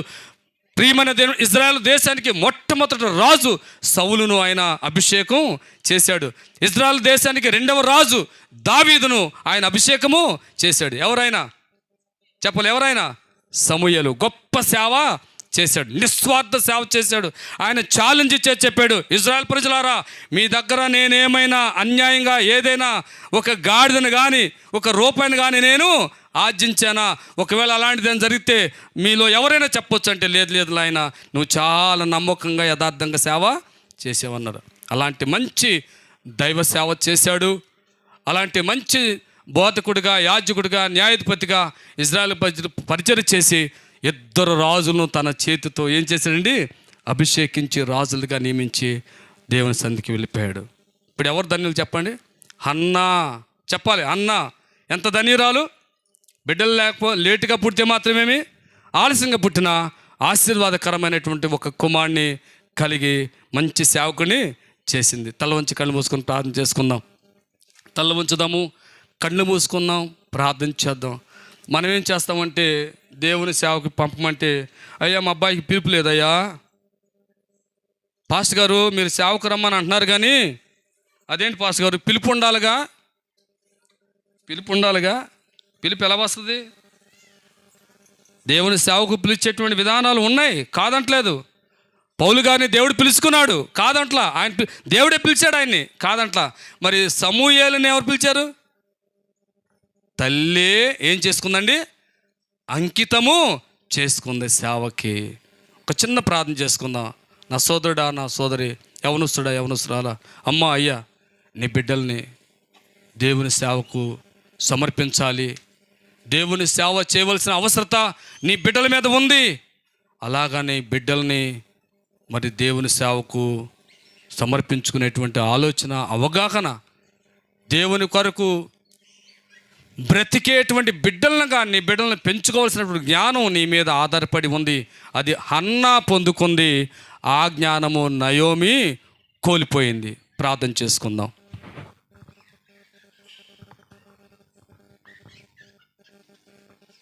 మంచిది. చక్కని వాక్యాన్ని అందించినటువంటి దైవజనులకి మన సంఘం తరపున వందనాలు చెల్లిద్దామండి. ప్రార్థన చేసుకుందామండి. 2వ వర్తమానము కూడా ఉన్నది. కొంచెం ఓపికతో దేవుని వాక్యం వినడానికి సిద్ధంగా ఉంది. మన మధ్యకు వచ్చినటువంటి దైవజనులు జోనాతాను పాలు గారిని వేదిక మీదకి ఆహ్వానిస్తుంటున్నాం. చాలా సేపు అయింది మనము వచ్చి కూర్చొని. లేచి నిలబడదామండి. ఒక పాట పాడుచుండగా మరల తర్వాత కూర్చుందామండి. మన మధ్యలో ఉన్న జానుబాబు ఒక పాట పాడి దేవునిని మహింపరుస్తాడు.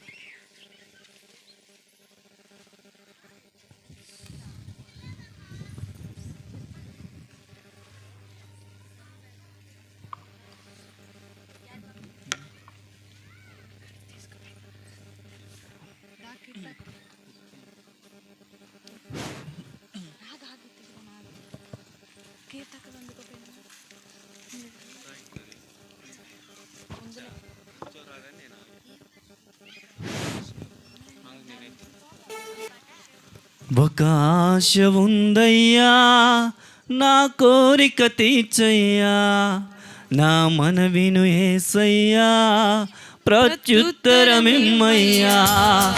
ఒక ఆశ ఉందయ్యా, నా కోరిక తీర్చయ్యా, నా మనవిను యేసయ్యా, ప్రత్యుత్తరమిమ్మయ్యా. యవన కాలమందు నీ కాడి మోయగా బలమైన వీలుగా నన్ను మార్చవా. యవన కాలమందు నీ కాడి మోయగా బలమైన విల్లుగా నన్ను మార్చవా. ఒక ఆశ ఉందయ్యా, నా కోరిక తీర్చయ్యా, నా మనవిను యేసయ్యా, ప్రత్యుత్తరమిమ్మయ్యా.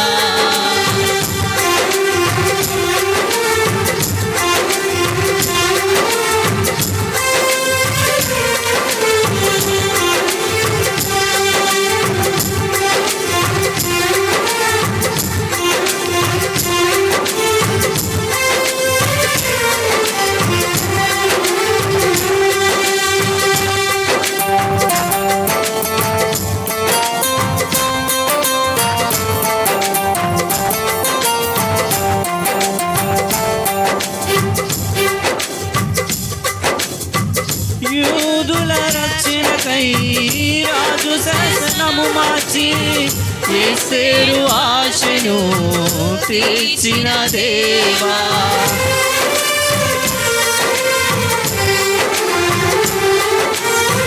యూదుల రక్షణకై రాజు శాసనము మార్చి యేసేరు ఆశను తీర్చిన దేవా.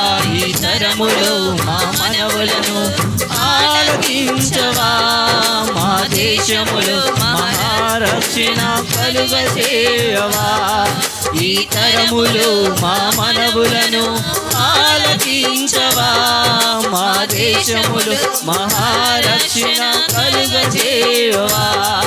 ఒక ఆశ ఉందయ్యా, నా కోరిక తీర్చయ్యా, నా మనవిను యేసయ్యా, ప్రత్యుత్తరమిమ్మయ్యా. ఒక ఆశ ఉందయ్యా, నా కోరిక తీర్చయ్యా, నా మనవిను యేసయ్యా, ప్రత్యుత్తరమిమ్మయ్యా.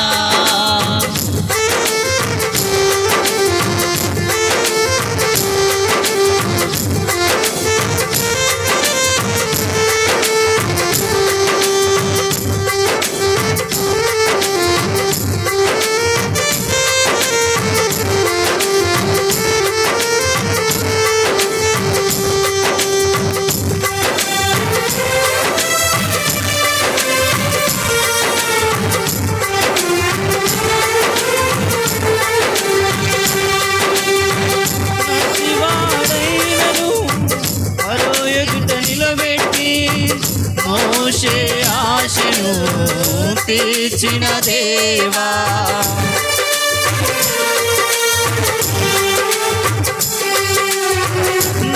నతివాడైనను పరో ఎదుట నిలబెట్టి మోషే ఆశను తీర్చిన దేవా. ఈ తరములో నీ చిత్తముకై ఎదురు చూడగా అగ్ని చేతనను దర్శించి నీ చిత్తము తెలుపవా. ఈ తరములో నీ చిత్తముకై ఎదురు చూడగా అగ్ని చేతనను దర్శించి నీ చిత్తము తెలుపవా. ఒక ఆశ ఉందయ్యా, నా కోరిక తీర్చయ్యా, నా మనవిను యేసయ్యా, ప్రత్యుత్తరమిమ్మయ్యా. ఒక ఆశ ఉందయ్యా, నా కోరిక తీర్చయ్యా, నా మనవిను యేసయ్యా, ప్రత్యుత్తరమిమ్మయ్యా.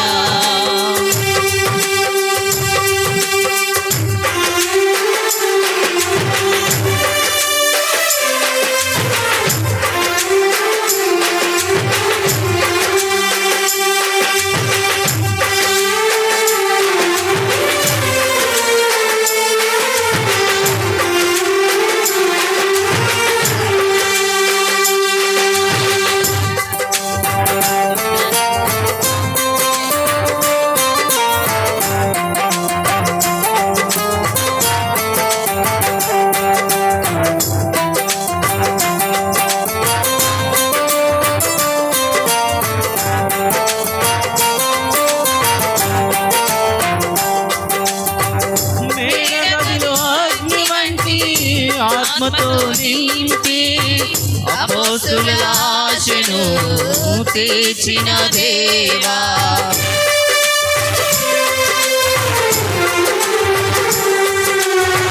మేడగదిలో అగ్ని వంటి ఆత్మతో నింపి అపోస్తుల ఆశను తీర్చిన దేవా, ఈ తరములో నీ సేవకై మేము నిలువగా అగ్ని వంటి అంతరాత్మతో ఆశ తీర్చవా. ఈ తరములో నీ సేవకై మేము నిలువగా అగ్ని వంటి అంతరాత్మతో ఆశ తీర్చవా. ఒక ఆశ ఉందయ్యా, నా కోరిక తీర్చయ్యా, నా మనవిను యేసయ్యా, ప్రత్యుత్తరమివ్వయ్యా. ఒక ఆశ ఉందయ్యా, నా కోరిక తీర్చయ్యా, నా మనవిను యేసయ్యా, ప్రత్యుత్తరమివ్వయ్యా. యవన కాలమందు నీ కాడి మోయగా బలమైన విల్లుగా నన్ను మార్చవా. యవన కాలమందు నీ కాడి మోయగా బలమైన వీరుగా నన్ను మార్చవా. ఒక ఆశ ఉందయ్యా, నా కోరిక తీర్చయ్యా, నా మనవిను యేసయ్యా, ప్రత్యుత్తరమివ్వయ్యా. ఒక ఆశ ఉందయ్యా, నా కోరిక తీర్చయ్యా, నా మనవిను యేసయ్యా, ప్రత్యుత్తరమివ్వయ్యా.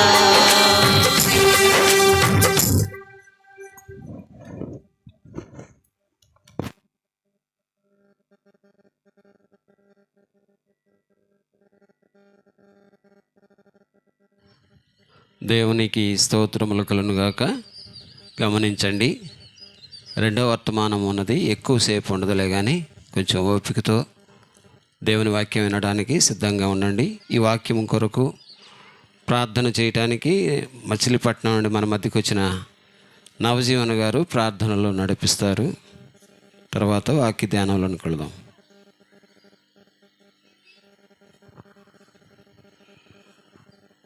ప్రార్థన చేసుకుందాం. అందరూ తలలు వంచి ఏకీభవించండి. ప్రార్థన చేసుకుందాం. ప్రేమ కలిగిన తండ్రి, కృప కలిగిన దేవా, పరిశుద్ధుడా, నీ పరిశుద్ధమైన నామములో, శక్తివంతమైన నామములో స్తోత్రములు, స్తుతులు, వందనాలు చెల్లిస్తున్నాం తండ్రి. మీరెంతగానో ప్రేమించి పేరకల్పాడు గ్రామములో FIGC సహవాసపు వెలుగులో అరారతు సంఘం వారు ఏర్పాటు చేసిన ఉజ్జీవ సభలను బట్టి ముందుగా మీకు ఎంతగానో స్తుతి చెల్లిస్తున్నాం తండ్రి. గడిచిన 2 దినములు మీ కృపలో ఆశీర్వాదకరంగా దీవెనకరంగా జరిగించిన విధానం బట్టి స్తుతిస్తున్నాం తండ్రి. ఈ 3వ దినమందు ఈ ఉదయకాలపు కూడికలో మేమందరము ఏకీభవించడానికి కృప చూపించిన దేవా స్తోత్రములు చెల్లిస్తున్నాం తండ్రి.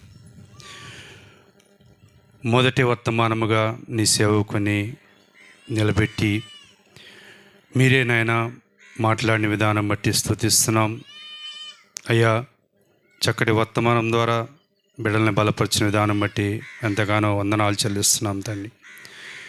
తిరిగి నాయన మరి 2వ వర్తమానముగా అందించడానికి సహవాసపు యువ నాయకులు జోనాథన్ పాల్ గారిని మీరు ఏర్పాటు చేసిన విధానం స్తుతిస్తున్నాం. ఆయన ప్రయాణమంతలో మీరు తోడుగా ఉండి క్షేమంగా చేరవలసిన గమ్యస్థానానికి చేరుకొని మరి నాయన ఈ కూడికలో ఏకీభవించడానికి కృప చూపించి మరి వర్తమానం అందించడానికి సిద్ధపడుతుండగా మీ పరిశుద్ధాత్మ అభిషేకంతో నింపి నాయన సంఘం కావలసిన వర్తమానమును మీ ఆత్మాభిషేకంతో నింపబడి అందించడానికి సహాయం చేయమని, జరగబోయే కూడిక అంతట్లోని మీ ఆత్మ నడిపింపు దయచేయమని యేసుక్రీస్తు వారి నామములో ప్రార్థించి వేడుకుంటున్నాం తండ్రి. ఆమేన్, ఆమేన్. మంచిది. ప్రార్థించిన నవజీవన్ గారికి వందనాలు. అదేవిధంగా సమయం దాటిపోతుంది కాబట్టి త్వరగా వాక్య ధ్యానంలోనికి వెళదాం. మన సహవాస నాయకులు గారు కుమారుడు జోనాథన్ పాల్ గారు మన మధ్యకి ఉండటం సంతోషకరము. వారు దేవుని యొక్క వాక్యాన్ని అందిస్తారు. శ్రద్ధగా ఆలకించదాండి. ఈ అవకాశం ఇచ్చిన దేవునికి, అలాగే స్థానిక పాస్టర్ గారైన విల్సన్ గారికి నా వందనాలు చెల్లిస్తున్నానండి. సరే, ఈరోజు వాక్య ధ్యానం కొరకు హగ్గై గ్రంథము అది ఎక్కడుందో తెలియకపోతే మత్తయి సువార్తకి వెళ్ళి 2 పుస్తకాలు వెనక్కి వెళ్తే 3వ పుస్తకం హగ్గై.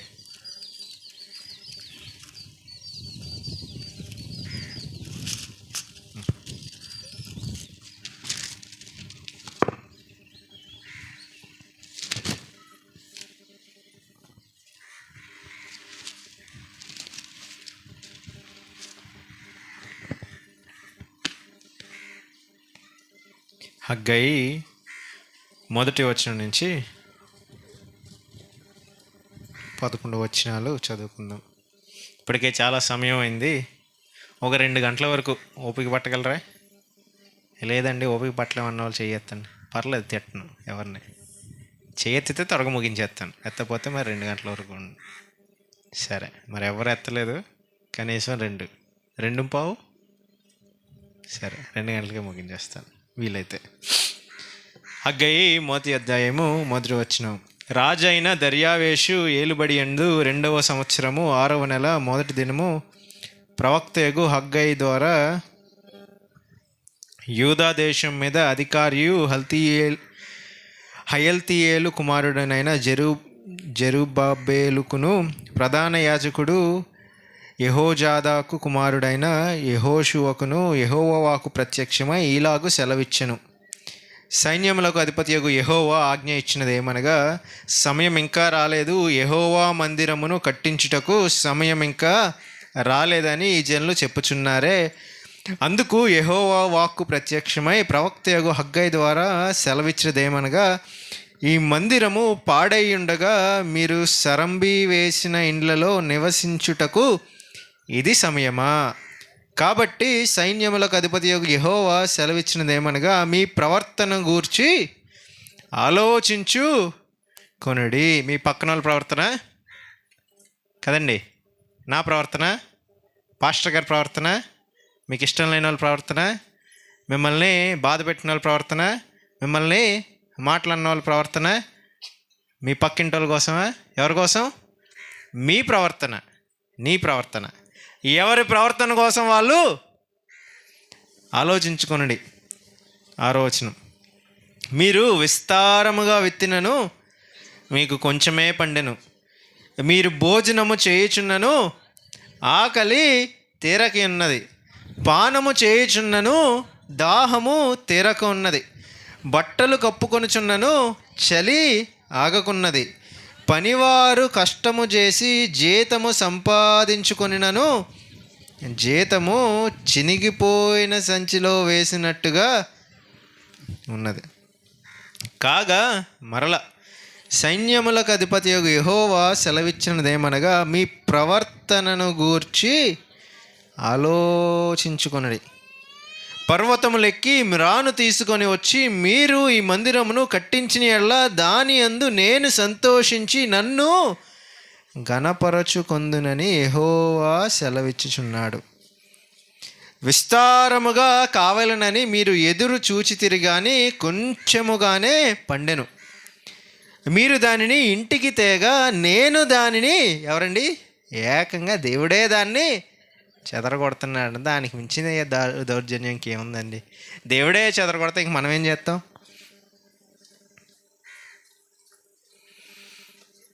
తొమ్మిదవ వచనం మధ్యలో ఎందుచేతనని ఏహో భలే ఉందండి. ఆయనే చెదరగొడుతున్నాడు, ఆయనే మళ్ళీ ప్రశ్న నాకేం తెలుసు అంటారేమో అని దేవుడే మళ్ళీ సమాధానం కూడా ఇచ్చేస్తున్నారు కింద.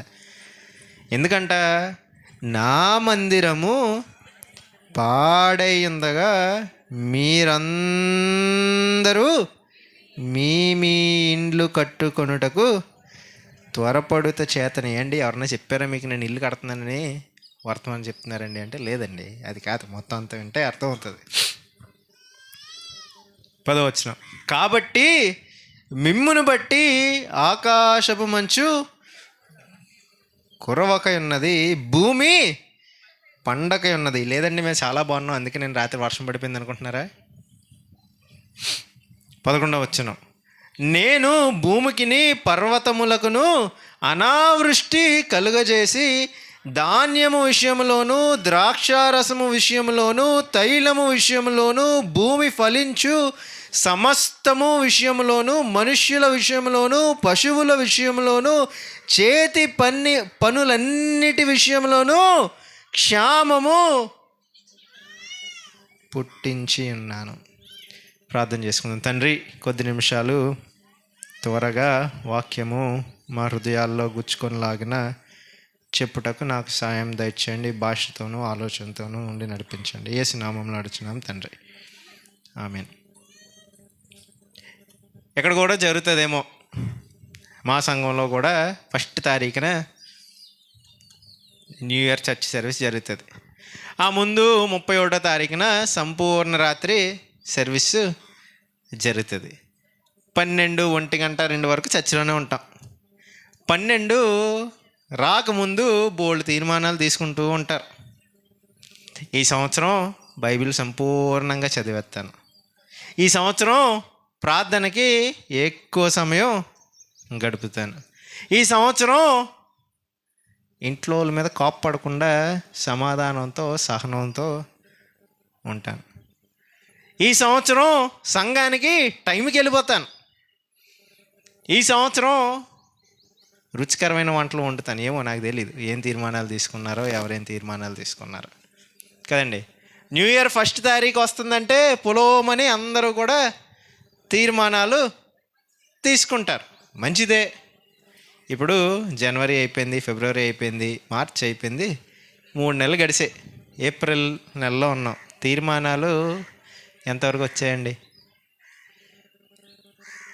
తీర్మానాలు జనవరి 2వ తారీఖు చేసిన తీర్మానాలని సంపూర్తి చేయాలని ఎంత ఆశతో, ఎంత తృష్ణతో, ఎంత రోషంతో అయితే చేశారో, మరి ఇప్పుడు అది ఉందా? నెమ్మదిగా చల్లారిపోయిందా? చక్కగా నిన్న వచ్చిన గాలికి ఇంకా చల్లారిపోయిందేమో హృదయంలో ఉండే మంట. భౌతికంగా పరిస్థితులు వస్తుంటే మన హృదయంలో చల్లారిపోతూ ఉంటుంది. ఎలాగైతే వర్షం వచ్చి కొంచెం చల్లగా ఎలా చేస్తుందో, వర్షం బయటపడగానే మన హృదయం కూడా చల్లగా అయిపోతుంటుంది కదండి. తీర్మానాలు తీసుకుంటాం భావోద్వేగాలతో. ఒక సంవత్సరం, ఒక వారం, 2 వారాలు, 1 నెల, 2 నెలలు గడిచే కొద్దీ నెమ్మదిగా తీర్మానాల విషయంలో మన హృదయంలో భారము, మంట తగ్గిపోతూ వస్తూ ఉంటుంది. ఏంటి హగ్గయ్య గారు తీర్మానాలు తీసుకున్నారంటే 1వ తారీఖు తీర్మానాలు తీసుకోలేదు, కానీ తీర్మానాలు తీసుకున్నారు యోధా జనాంగం. ఈ యొక్క పుస్తకం యొక్క సందర్భం ఏంటంటే, ఇజ్రాయేలు ప్రజలు బబులోను రాజ్యం చేత చెరపట్టబడి రాజ్యానికి వెళ్ళిపోయారు. కొన్ని సంవత్సరాలు గడిచాక సైరస్ కెరోహు రాజుగారు దేవుని చేత ప్రేరేపించబడి యెరూషలేం లేదు, యూదులు అన్ని చోట్ల చెదిరిపోయారు. ఎందుకు చెదిరిపోయారు? అసలు యూదులు అంటే ఎవరు మనం చూసాం. దేవుడు యూదులను ఎందుకు ఎన్నుకున్నారో మనం చూసాం. ఎందుకు? ఇతరుల దేశాలని దేవుని దగ్గరికి నడిపించాలని. ఈ యూదులు పరిశుద్ధంగాను దేవునికి స్వకీయ సంపాద్యముగాను యాజక రూపమైన రాజ్యముగా ఉండాలని దేవుడు ఎన్నుకున్నాడు. అది మనం చూసాం. అయితే ఈ యూదులు ఏం చేశారు? ఇజ్రాయేల్ ప్రజలు దేవుడు చెప్పిన నియమ నిబంధనల్ని పాటించలేదు. మొట్టమొదటిదే ఉల్లంఘించారు. ఏంటి? నేను తప్ప మరి ఏ దేవుడు ఉండకూడదు అనే విషయం ఉల్లంఘించారు. ఇంకా వాళ్ళ జీవితాంతం చేస్తూనే ఉన్నారు వాళ్ళ చరిత్రలో. కాబట్టి దేవుడికి వీళ్ళు మంచి సాక్షులుగా ఉండలేకపోయారు. 2వ దినవృత్తాంతాల గ్రంథము 7వ అధ్యాయంలో మీరు తీయద్దు, కానీ ఆ కిందకు వస్తే దేవుడు అంటాడు కదా, మీరు నేను చెప్పింది పాటించకపోతే మీకు నేనే నష్టం తెస్తాను. ఇతరులందరూ కూడా వీళ్ళకి ఎందుకురా బాబు ఇలా కలిగిందని చేసుకునేలాగా నేనే చేస్తాను. ఈ సొలొమోను గారి మందిరం ఎంత గొప్పగా కట్టారే అదంతా కూడా నేల మట్టి వరకు కూల్చి పడేసేలాగా నేనే చేస్తాను. అలానే ఇజ్రాయేల్ ప్రజలు మాట వినలేదు. కాబట్టి దేవుడు వారిని సరిచేయాల్సి వచ్చింది. మీ పిల్లలు తప్పు చేస్తే నేను వెళ్ళి వాళ్ళని సరి చేశాను అనుకోండి, ఇష్టపడతారా? కదండి. ఆయన బాబు ఎవరో పాప ఎవరో అల్లరి చేస్తుంటే నేను వెళ్ళి 2 దెబ్బలేస్తే అస్సలు మంచిది కాదు. అలా వేసే హక్కు నాకు లేదు. ఎందుకు? వాళ్ళు నా పిల్లలు కాదు. మా బాబు గడికి 11వ నెల పూర్తయి 12వ నెల వచ్చింది. మొన్నటి వరకు నేను ఎప్పుడు వెళ్ళినా నేను బాగున్నావని నవ్వుతే ఆడుకోవడం నన్ను చూసి వెంటనే నవ్వేసాడు. నిన్నంట నా ఆవిడ, అరే డాడీ ఏమంటారా అంటే అంటున్నాడంట. అరే టైగర్ ఏమంటుందంటే అంటాడు. ఇప్పుడేమో మా ఆవిడ ఎట్టకారంగా అంటే నిన్ను కూడా జంతువులతో కలిపేసాడు అంటుంది. ఎందుకంటే ఆయన కొట్టడం మొదలుపెట్టాను, ఒరే మాట వినాలరని. మరి అది అర్థం చేసుకోనో ఎందుకో తెలియదు కానీ డాడీ ఏమంటారా అంటే అంటున్నాడు అంట పల్లెలు ఎట్టి. నేను వెళ్ళి నవ్వుతుంటే 2-3 రోజు నుంచి నవ్వట్లే. మరి ఎందుకో నాకు తెలీదు. నా పిల్లల్ని సరిచేసే హక్కు నాకుంది, ఎవరికి లేదు. అలానే మీ పిల్లల్ని సరిచేసే హక్కు మీకుంది, ఇంకెవరికి లేదు. అలానే దేవుడు తన సొంత జనాంగాన్ని సరిచేసే హక్కు ఆయనకు ఉంది. కాబట్టి దేవుడు బబులోను రాజ్యాన్ని అలౌ చేశాడు. సో చెరపట్టుకొని వెళ్ళిపోయారు. బబులోన్ కొన్ని సంవత్సరాలు గడిచే కొద్దీ పెర్షియా రాజు అయిన కెరోహు దేవుని చేత ప్రేరేపించబడి, బాబు మీరు మళ్ళీ తిరిగి మీ దేశం వెళ్ళిపోండి అంటే ఎజ్రా గారు, జెరుబ్బయలు గారు కొంతమంది యూదులను పట్టుకొని మళ్ళా తిరిగి యెరూషలేముకి వచ్చారు. అయితే యెరూషలేముకి వచ్చి మందిరాన్ని కట్టడం ప్రారంభించారు. అయితే ఈ ఇజ్రాయేలు ప్రజలకు వ్యతిరేకమైన వాళ్ళు సమరయులు, మరలా కొంతమంది వాళ్ళకి నచ్చక కెరోహు రాజు చనిపోయాక ఇంకో రాజుగారికి ఉత్తరం రాస్తారు.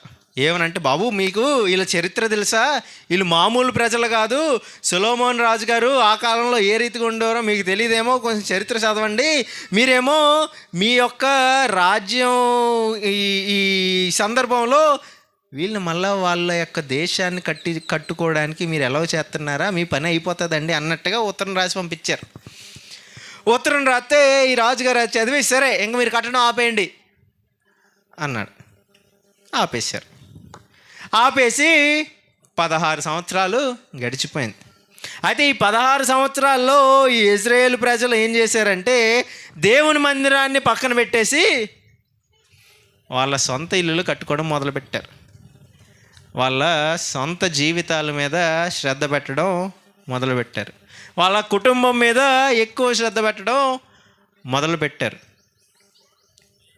అయితే దేవుడు వాళ్ళతో చెప్పుచున్న మాట ఏంటంటే, వాళ్ళు ఏమంటున్నారంట 2వ అధ్యాయంలో 2వ వచనంలో, 1వ అధ్యాయం 2వ వచనంలో, 16 సంవత్సరాలు గడిచిపోయింది వాళ్ళు వచ్చి. మందిరము ఇంకా ఒకవేళ పునాదులేసే ఉందేమో. 16 సంవత్సరాలు గడిచిపోయిందంట. ఈ ఇజ్రాయేల్ ప్రజలు ఏమంటున్నారు, సమయము ఇంకా రాలేదు, యెహోవా మందిరము కట్టించుటకు సమయము ఇంకా రాలేదని ఈ జనులు అనుచున్నారే. దేవుడు అంత కఠినమైన మాట అంటుంది ఏదో దేవుని కొరకు ఏమీ చేయని వాళ్ళ కోసం కాదండి. బబులోను రాజ్యము లేదా పెర్షియా రాజ్యం నుంచి వీళ్ళు తిరిగి వచ్చారంటేనే అది గొప్ప సంగతి. అంటే ఎలాంటిదంటే నీకు అర్థం కావడానికి ఈ రీతిగా చెప్తాను. ఒకవేళ పేరకల్లపాడు అనే గ్రామం నుంచి ఒక ఆయన అమెరికా దేశం వెళ్ళిపోయాడు అనుకోండి, ఓ మంచి ఉద్యోగం వచ్చింది.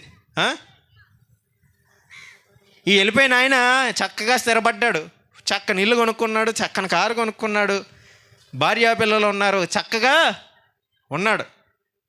ఉన్నాక మళ్ళా అమెరికా దేశం వదిలేసి పేరకల్లపాడు వచ్చేసాడు అనుకోండి, ఎలా ఉంటుంది? ఆయన చూసి, ఒరే బాబు ఏట్రా బాబు నువ్వు ఎక్కడికి వచ్చావేట్రా బాబు, మాకులాగా చక్కగా ఏదో అమెరికా దేశంలో ఏదో చేస్తున్నావు, అది అన్నీ వదిలేసి ఎక్కడికి ఎందుకురా బాబు వచ్చావంటారు. అవునా? గొప్ప సంగతే కదా వస్తాయి. అలాగే ఈ యూదులు కూడా ఈ పర్షియా దేశంలో ఉన్న సుఖాలు, భోగాలు, వాళ్ళకున్న పరిచయాలు, వాళ్ళకున్న స్నేహితులు, మరి యూదులు సాధారణంగా ఎక్కడికి వెళ్ళినా సరే అభివృద్ధి చెందుతారు. దేవుడు వాళ్ళని ఆశీర్వదించడం వల్ల, దేవుడు వారికి తోడుండడం వల్ల మొత్తానికి యూదులకి ప్రపంచం అంతటా ఉన్న పేరు ఏంటంటే ఎక్కడికి వెళ్ళినా సరే అభివృద్ధి చెందుతారంట, ఎక్కడికి వెళ్ళినా సరే మంచి మంచి స్థాయిలో ఉంటారంట. చిన్న దేశం ఇజ్రాయెల్ దేశం, కానీ ఎంత పెద్ద గొప్ప దేశమైన అమెరికా మిలిటరీతో కూడా సమానం కాదు. దానికి మించి గొప్ప మిలిటరీ ఉంది ఈ ఇజ్రాయెల్ దేశానికి. సరే, ఈ యూదులు పెర్షియా దేశంలో అలవాటు పడిన ఆ సుఖభోగాలకి అలవాటు పడిన అదన్నీ వదిలేసి ఆ కాలంలో ఫ్లైట్ ఎక్కి యెరూషలేంకి వచ్చారా? ఎన్నో రోజులు ఎండన పడి సరిగ్గా తిండి లేక నీళ్ళు ఉండి లేక కష్టపడి కాలినడకన ఆడెక్కడి నుంచో యెరూషలేముకి వచ్చారు. కొంచెం గొప్ప సంగతే. ఇక్కడ కూర్చున్న మీరందరూ కూడా ఆత్మీయంగా ఎదుగుతున్న వాళ్ళే ఏమో, ఆత్మీయంగా కొంచెం దేవునితో సంబంధం ఉన్న వాళ్ళేనేమో. ఆత్మీయంగా ఎదుగుతున్నంత మాత్రాన, దేవునితో సంబంధం ఉన్నంత మాత్రాన దేవుడు మీతో మాట్లాడట్లేదు, నాకు కాదండి, ఇది పక్కన వాళ్ళకి అనడానికి వీల్లేదు. నేను ఎప్పుడో రక్షించబడ్డాను, దేవుడు నాతో మాట్లాడలేదు, పక్కన వాళ్ళకండి ఈ పరిస్థితుల్లో నేను బాగానే ఉన్నాను అనడానికి వీల్లేదు. ఇక్కడ ఉన్న అందరితో కూడా దేవుడు చెప్తున్న మాట ఏంటంటే, యూదుల కాలంలో మందిరం కట్టుటకు ఇంకా సమయం రాలేదు అంటున్నారంట. ఈ కాలంలో మీరందరూ కూడా మందిరానికి వెళ్ళడానికి ఇంకా సమయం రాలేదు అంటూ ఉంటారు కదండి. మీటింగ్ ఎప్పుడు మొదలవుతుందని చెప్తారు? 6:30 అనుకోండి. అందరూ ఎప్పుడు వస్తారు? 8:30 కల్లా చక్కగా అందరూ అసలు సమయం ఆలస్యం లేకుండానే 8:30 కల్లా వచ్చేస్తారు కదండి. సమయ పాలన ఖచ్చితంగా ఉంటారు మన పల్లెటూరులోని, పట్టణాల్లోని, అన్ని చోట్ల. ఇండియా దేశంలో ఉన్న అలవాటు ఇది. 6:30 అంటే 8:30 కల్లా కరెక్ట్గా ఉంటారు అందరూని. పాటలు అవుతూ ఉంటే పాస్టర్ గారి మాట వినబడుతూ ఉంటుంది, ప్రార్థన చేద్దాం, సమయం ఇంకా రాలేదు, వెళ్ళొచ్చులే, తీరుబాడిగా ఎలాగో కూర్చోవాలి. 2 గంటలు వాయించేస్తారు వర్తమానికులు, ఎలాగో కింద కూర్చోవాలి, ఎలాగో గట్టిగా ఉండే చైర్లో కూర్చోవాలి. చక్కగా మడత మంచం మీద కాసేపు కూర్చొని పడుకొని వర్తమానం మొదలెట్టి నా కోసం చెప్పడం అయిపోయాక అప్పుడు వెళ్దాంలే నెమ్మదిగా, 20 నిమిషాలు అయిపోయాక కదండి. మనకి అన్నిటికీ సమయం ఉంటుంది, కానీ దేవుని మందిరం అనేసరికి సమయం ఉండదు. ఏటండి బాబు మమ్మల్ని అంటున్నారు, దేవుని మందిరం కట్టాలంటే పనులు ఉన్నారు కదా, మాకేటండి అంటున్నారా? దేవుని భౌతిక మందిరం కోసం నేను మాట్లాడలేదండి. దేవుని మందిరము ఆత్మీయంగా ఎదగాలి. దేవుని మందిరం అంటే ఏంటి? 4 గోడల. సంఘం అంటే 4 గోడల, కుర్చీలు, పాస్టర్ గారు, సౌండ్ సిస్టము, మైకా. సంఘం అంటే ఎవరు? పాల్ మోజెస్ గారు నిన్న వర్తమానం చెప్తున్నారు, సంఘం అంటే బయటకి పిలవబడిన వారు. అంటే వాళ్ళున్న పరిస్థితుల నుంచి బయటకి పిలువబడిన వారు. అంటే సంఘం అంటే మనుషులు. సంఘం అంటే మీరే, గోడలు కాదు, కుర్చీలు కావు, పుల్పిట్లు కావు, మైకులు కాదు, మీరే. మరి ఈ సంఘం కట్టబడాలి అంటే ఎవరు చేయాలి? పాస్టర్ గారా? ఇప్పుడు చక్కని మందిరం కట్టారు, ఆ చక్కని మందిరం ప్రతి పని పాస్టర్ గారే చేశారనుకోండి, ఎప్పటికి పూర్తవుతుంది ఆ మందిరం? డబ్బులు ఆయన సొంత సంపాదనతోనే సంపాదించి వెళ్ళి వస్తువులు కొని ఆ వస్తువులు ఇక్కడికి తెచ్చి అన్నీ సమకూర్చి ప్రతి పని ఒక ఆయన చేశాడు అనుకోండి, పాస్టర్ గారే, ఎప్పటికి అవుతుంది ఆ మందిరం? మీరు వెళ్ళిపోదురు, మీ పిల్లలు వెళ్ళిపోదురు, మీ మనవలు వచ్చేవారేమో మందిరంలోనికి కదండి. అలానే మరి సంఘం కట్టబడాలంటే సంఘంలో ఉన్న ప్రతి ఒక్కరు బాధ్యత తీసుకొని ఏం చేయాలి? సమయం ఇంకా రాలేదు, పర్లేదులే, సంఘం బాగానే ఉంది, పర్లేదులే, సంఘంలో 10 మంది ఉన్నారు, సంఘంలో 5 మంది ఉన్నారు, సంఘంలో 20 మంది ఉన్నారు, బుధవారం 5 మంది వస్తున్నారు, పర్లేదులే, సంఘం పర్లేదు, సమయం బోల్డ్ సమయం ఉంది, నేను ఇంకా 20 సంవత్సరాలే, ఇంకా బోల్డ్ వయసు ఉంది, 30 సంవత్సరాలే బోల్డ్ వయసు ఉంది, 50 సంవత్సరాలే బోల్డ్ వయసు ఉంది. ఏదో మోషే గారి కాలంలో 600 సంవత్సరాలు 700 సంవత్సరాలు బతికేటట్టు ఏమనుకుంటాం? ఇంకా సమయం రాలే.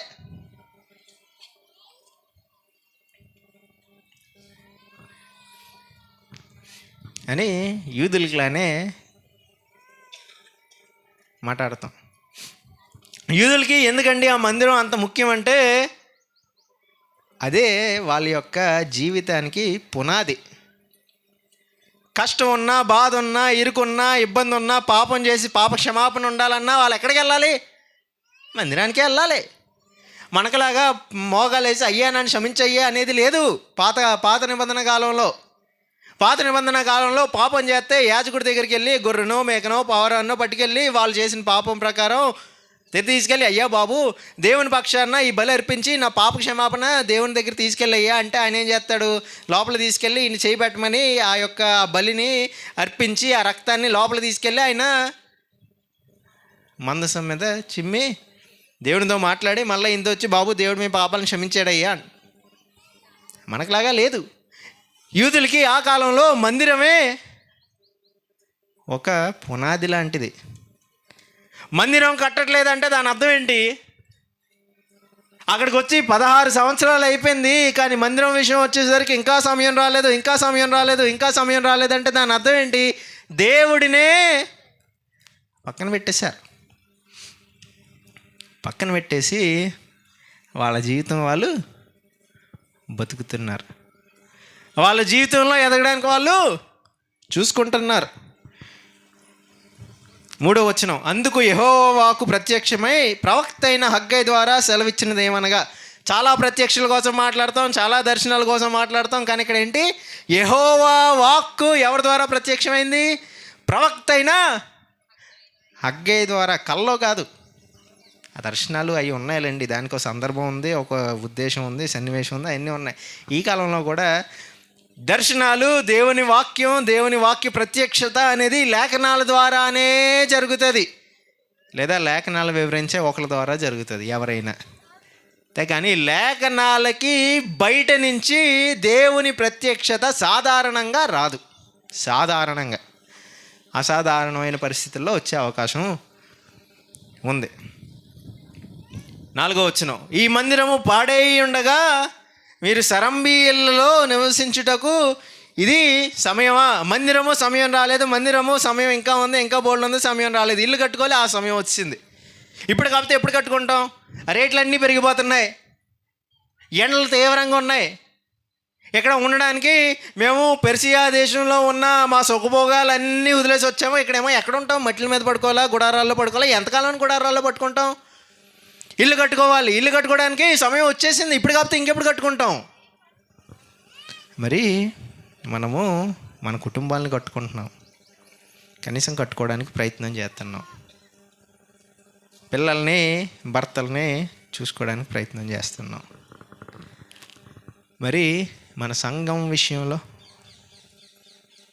సంఘం కట్టబడే విషయానికి వచ్చేసరికి నాది కాదులే ఏదో ఒకటి, నాకేం సంబంధం ఒకటి, లేదా 2 నాకు సంబంధం ఉంది కానీ పర్లేదులే ఇంకా సమయం ఉంది, ఈరోజు కాకపోతే రేపు, ఈ వారం కాకపోతే వచ్చే వారం, ఈ నెల కాకపోతే వచ్చే నెల, ఈ సంవత్సరం కాకపోతే వచ్చే సంవత్సరం, ఈ పాస్టర్ గారు ఉన్నప్పుడు కాకపోతే ఇంకో పాస్టర్ గారు ఉన్నప్పుడు, నేను కాకపోతే నా పిల్లల, కానీ ఇదే సమయం అని బాధ్యత తీసుకోవట్లేదు.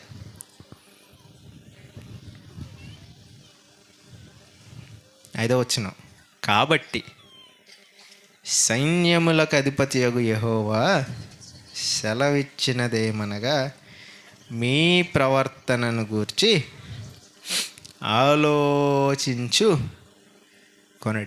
ఆలోచించుకోండి. నీ ప్రవర్తన కోసం నీవు ఆలోచించుకో. సంఘం కట్టబడడం కోసం ఏం చేస్తున్నావు? ఏదన్నా బాధ్యత కలిగి ఉన్నావా? నీ ప్రవర్తన కోసం ఆలోచించుకో. మిగిలిన వాళ్ళు వదిలే. ఆయన ఏం చేస్తున్నాడు, వాళ్ళు ఏం చేస్తున్నారు, వాళ్ళని చూస్తున్నారా లేదా, వాళ్ళు ఏమనుకుంటారు, వీళ్ళు ఏమనుకుంటారు, నేను ఇలా చేస్తే ఈయనేమనుకుంటారు, ఇవన్నీ వదిలేండి. ఈ మెసేజ్ ఆక్క వింటే బాగుంటుంది. ఆవిడ ప్రవర్తన మారితే సంఘంలో అన్నీ సెట్ అవుతాయి. ఈయన ప్రవర్తన మారితే సంఘంలో అన్నీ సెట్ అవుతాయి అని నువ్వు వాళ్ళ కోసం ఆలోచించడం కాదమ్మా, నువ్వు నీ కోసం ఆలోచించుకో. నువ్వు ఆయన కోసం ఆలోచించడం కాదయ్యా, నువ్వు నీ కోసం ఆలోచించుకో. నీ ప్రవర్తనని నువ్వే స్వపరీక్ష చేసుకో. దేనికి ఎంత సమయం గడుపుతున్నావో, సంఘానికి, నీ జీవితానికి, నీ ఇంటికి. అంటే ఏంటి? జీవితాన్ని వదిలేసి వచ్చి సంఘంలో పడుకోమనా? కాదు. మనము మన జీవితానికి ఎంత ముఖ్యం ఇస్తామో, మన కుటుంబానికి, మన స్వంత పనులకి ఎంత ముఖ్యం ఇస్తామో, సంఘానికి కూడా అంతే ముఖ్యత ఇవ్వాలి.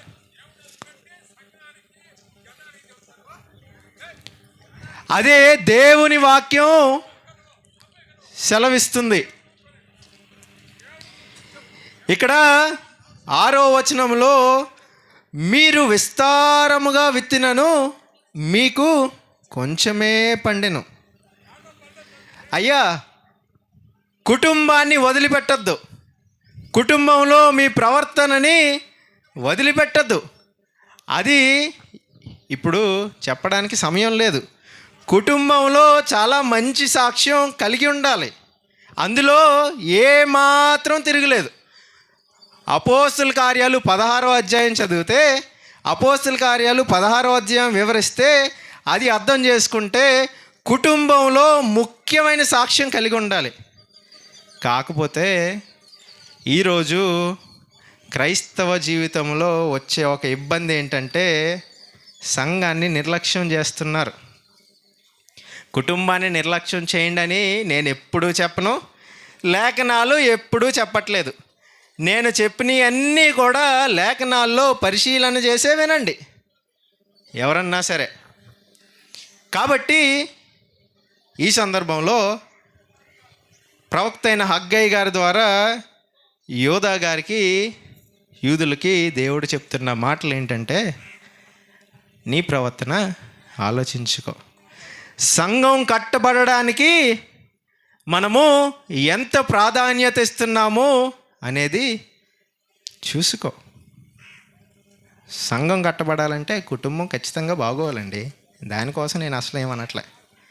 కాకపోతే ఈ సందర్భంలో యూదులు వచ్చి 16 సంవత్సరాలు అయిపోయింది. మనం రక్షించబడి ఎన్ని సంవత్సరాలు అయ్యింది?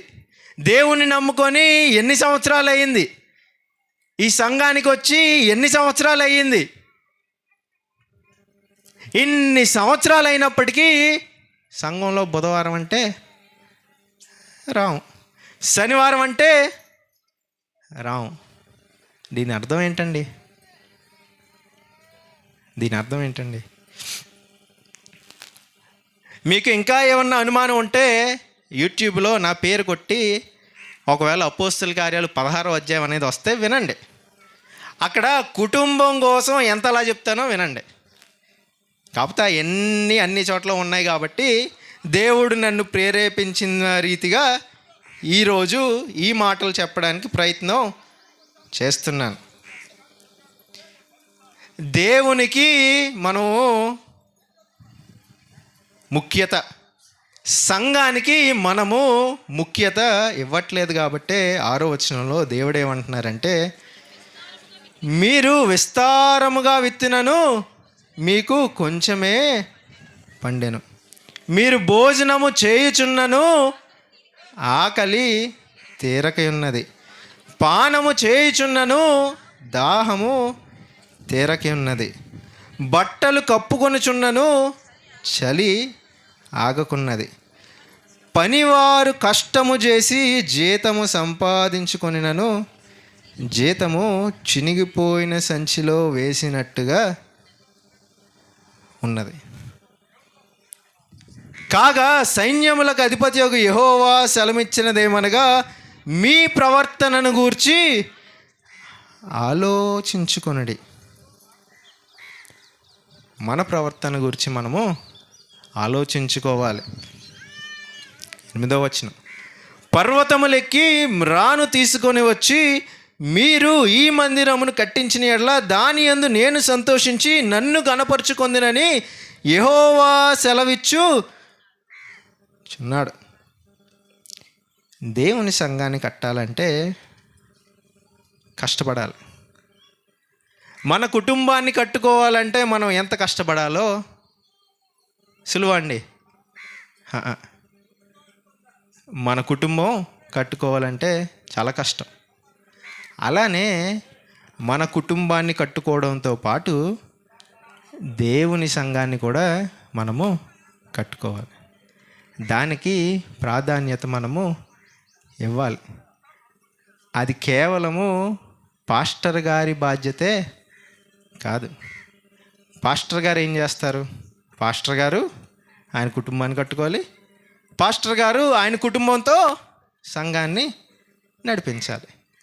అదే రీతిగా మనందరం కూడా మన కుటుంబాన్ని కట్టుకోవాలి, దానితో పాటు మన సంఘాన్ని కట్టుకోవాలి. పర్వతం ఎక్కి మనం మామూలుగా ఎండాకాలంలో నడవాలంటేనే చాలా కష్టం. అలాంటిది పర్వతం ఎక్కాలంటే ఇంకా చాలా కష్టం. ఆ పర్వతం ఎక్కి రాను తీసుకురావాలంటే చెక్కలాగా చెట్టును నరికి ఆ కొమ్మలన్నీ కోసి దాన్ని మళ్ళా చెక్కలాగా చేసి తీసుకొని వచ్చి కట్టాలి. చాలా కష్టం. దేవుడు ఏమంటున్నారంటే సంఘాన్ని కట్టాలంటే కష్టపడాలి. వచ్చి కూర్చొని వాక్యం విని ఇంటికి వెళ్ళిపోతే సంఘం అభివృద్ధి చెందదు. ఆత్మలు రక్షించబడవు. రక్షించబడిన ఆత్మలు దేవునిలో ప్రోత్సాహపడరు. సంఘం కట్టబడాలంటే కష్టపడాలి, చాలా కష్టపడాలి. వచ్చామా, వాక్యం విన్నామా, వెళ్ళిపోయామా అనుకుంటే కుదరదు. ఆ వాక్యం ద్వారా మన జీవితాలు మారాలి. ఆ వాక్యం ద్వారా మన కుటుంబాలు మారాలి. ఆ వాక్యం ద్వారా మన కుటుంబంతో మన సంఘాన్ని మనమే కట్టుకోవాలి. 9వ వచనం, విస్తారముగా కావాలనని మీరు ఎదురు చూచితిరి గాని కొంచెముగా పండెను. మీరు దాన్ని ఇంటికి తేగ నేను దాన్ని చెదరగొట్టి తిని ఎందుచేతనని యెహోవా అడుగుచున్నాడు. నా మందిరము పాడై ఉండగా మీరందరూ మీ ఇండ్లు కట్టుకుంటకు త్వరపడుట చేతనే కదా. కాబట్టి మిమ్మును బట్టి ఆకాశమంచు కురువకి ఉన్నది, భూమి పండకి ఉన్నది. నేను భూమికిని పర్వతములకును ఎన్నాటికి క్షామము పుట్టించితిని. విశ్వాసులుగా మన బాధ్యత సంఘాన్ని కట్టుకోవాలి. రక్షించబడి ఎంతకాలం అయినది, కానీ సంఘానికి ఇంతకాలంలో ఏం చేసాం? భౌతికమైన మందిరం కోసం నేను మాట్లాడట్లే, కానీ సంఘం కోసం, సంఘంలో ఉన్న విశ్వాసుల కోసం ఏం చేస్తున్నాం? అరే వాళ్ళ ఇంట్లో కష్టం ఉంది, బాధ ఉంది, ఇరుకు ఉంది, ఇబ్బంది ఉంది, సంఘానికి వస్తావు, కూర్చుంటావు, వాక్యం వింటావు, కానీ ఆమె పట్టించుకో. అరే వాళ్ళ ఇంట్లో పరిస్థితులు బాగాలేదు, పిల్లలతోనో భర్తలతోనో భార్యలతోనో పరిస్థితులు బాగాలేదు, వస్తావు, వాక్యం వింటావు, నీ హృదయం నింపుకుంటావు, వెళ్ళిపోతావు. నీ యొక్క సమయం నుంచి సమయం తీసుకొని వాళ్ళని దర్శించి, వాళ్ళని తెలుసుకొని, వాళ్ళ ఇరుకులు ఇబ్బందులు తెలుసుకొని, వాళ్ళని ఆదరించి లే. ఎంతసేపు నేను బాగుంటే చాలు, ఎంతసేపు స్వార్థం. క్రైస్తవులుగా మంచిది కాదు. దేవుడు ఏమంటున్నారంటే మీరు అలా చేస్తే, యూదులకి ఏం చేశాడంటే వాళ్ళు చేసిన కష్టార్జితం వాళ్ళ సొంత అత్యాశ వల్ల ఒకటి. ఎందుకు చూడండి 9వ వచనం, విస్తారంగా కావాలనుకుంటున్నారంటే వీళ్ళు. సో అత్యాశ, విస్తారంగా కావాలనుకుంటే అత్యాశ. కానీ దాంతోపాటు వీళ్ళు సంఘాన్ని లేదా మందిరాన్ని లేదా దేవుణ్ణే పక్కన పెట్టేసి వాళ్ళ సొంత జీవితాలు మీద శ్రద్ధ పెట్టారు. కాబట్టి దేవుడే కొంచెం గలిబిలి. ఎందుకు? దేవుని దగ్గరికి మళ్ళా రావాలని. దేవుణ్ణి వీళ్ళ జీవితాల్లో ముఖ్యత్వం ఇవ్వాలి అని. వీళ్ళ జీవితం ద్వారా మందిరము మారాలి, సంఘము మారాలి అని. క్రైస్తవులుగా మనకి 2 బాధ్యతలు ఉన్నాయి. మన పట్ల బాధ్యత ఉంది. 2 పేతురు 1వ గ్రంథం చదివితే మీ మట్టుకు మీరు పూర్ణ జాగ్రత్త గలవారే, మీ క్రియలన్నీ జాగ్రత్తగా ఉండాలి. విశ్వాసం ఒకటి ఉంటే సరిపోదండి, మీ క్రియలన్నీ ఒకసారి తీసి చదువుతామా? తీయండి 2వ పేతురు. ఆ హేతువు చేతనే మీ మట్టుకు మీరు పూర్ణ జాగ్రత్త గలవారై విశ్వాసమునకు సద్గుణము, ఆ సద్గుణమునకు జ్ఞానము, జ్ఞానమునందు ఆశా నిగ్రహము, ఆశా నిగ్రహమందు సహనమును, సహనమునందు భక్తి, భక్తి అందు సహోదర ప్రేమ, సహోదర ప్రేమ అందు దయ. ఏంటి, ఆత్మీయ విషయాలు ఒకటి ఉంటే సరిపోదు, విశ్వాసం ఒకటి ఉంటే సరిపోదు. విశ్వాసానికి ఈ మంచి క్రియలన్నీ కూడా తోడవ్వాలి. ఈ మంచి క్రియలన్నీ ఎందుకు తోడవుతాయి? నీ అంతటి నువ్వు గదిలోకి వెళ్ళి గడేసుకొని దేవునితో ప్రార్థన చేసుకోవడానికా? కాదు, ఇతరుల పట్ల చూపించడానికే. నీ కుటుంబంలో కాకపోతే కుటుంబంలో చూపించాలి, కుటుంబంలో దేవుని కొరకు మంచి సాక్షిగా బ్రతకాలి, కుటుంబంలో దేవుని ప్రేమ దయా కృప చూపించాలి. కాకపోతే ఈ వాక్యం ఏం చెప్తుందంటే అక్కడితో ఆగిపోకూడదు. మనము లేదా నీవు లేదా నేను నా కుటుంబంలో మంచి సాక్షిగా ఉండి కుటుంబాన్ని ప్రోత్సాహపరిచి ఆ తర్వాత సంఘంలో పాత్ర తీసుకొని సంఘంలో ఉన్న కుటుంబాలని, సంఘంలో ఉన్న వాళ్ళని, సంఘాన్ని అభివృద్ధి చేయాలి, సంఘాన్ని మనకు ఆధారం చేసుకోవాలి, సంఘాన్ని మనము నిర్లక్ష్యము చేయకూడదు. నీ ప్రవర్తన నీవు ఆలోచించుకో, నీ ప్రవర్తన ఆలోచించుకో. రక్షించబడి ఎంతకాలం అయ్యింది? సంఘానికి ఎంత ముఖ్యత ఇచ్చావు? దేవునికి నీ జీవితంలో ఎంత ముఖ్యత ఇచ్చావు? అంత ముఖ్యత ఇస్తే సంఘంలో కార్యక్రమాల్లో ఏ రీతిగా పాల్గొంటున్నాం,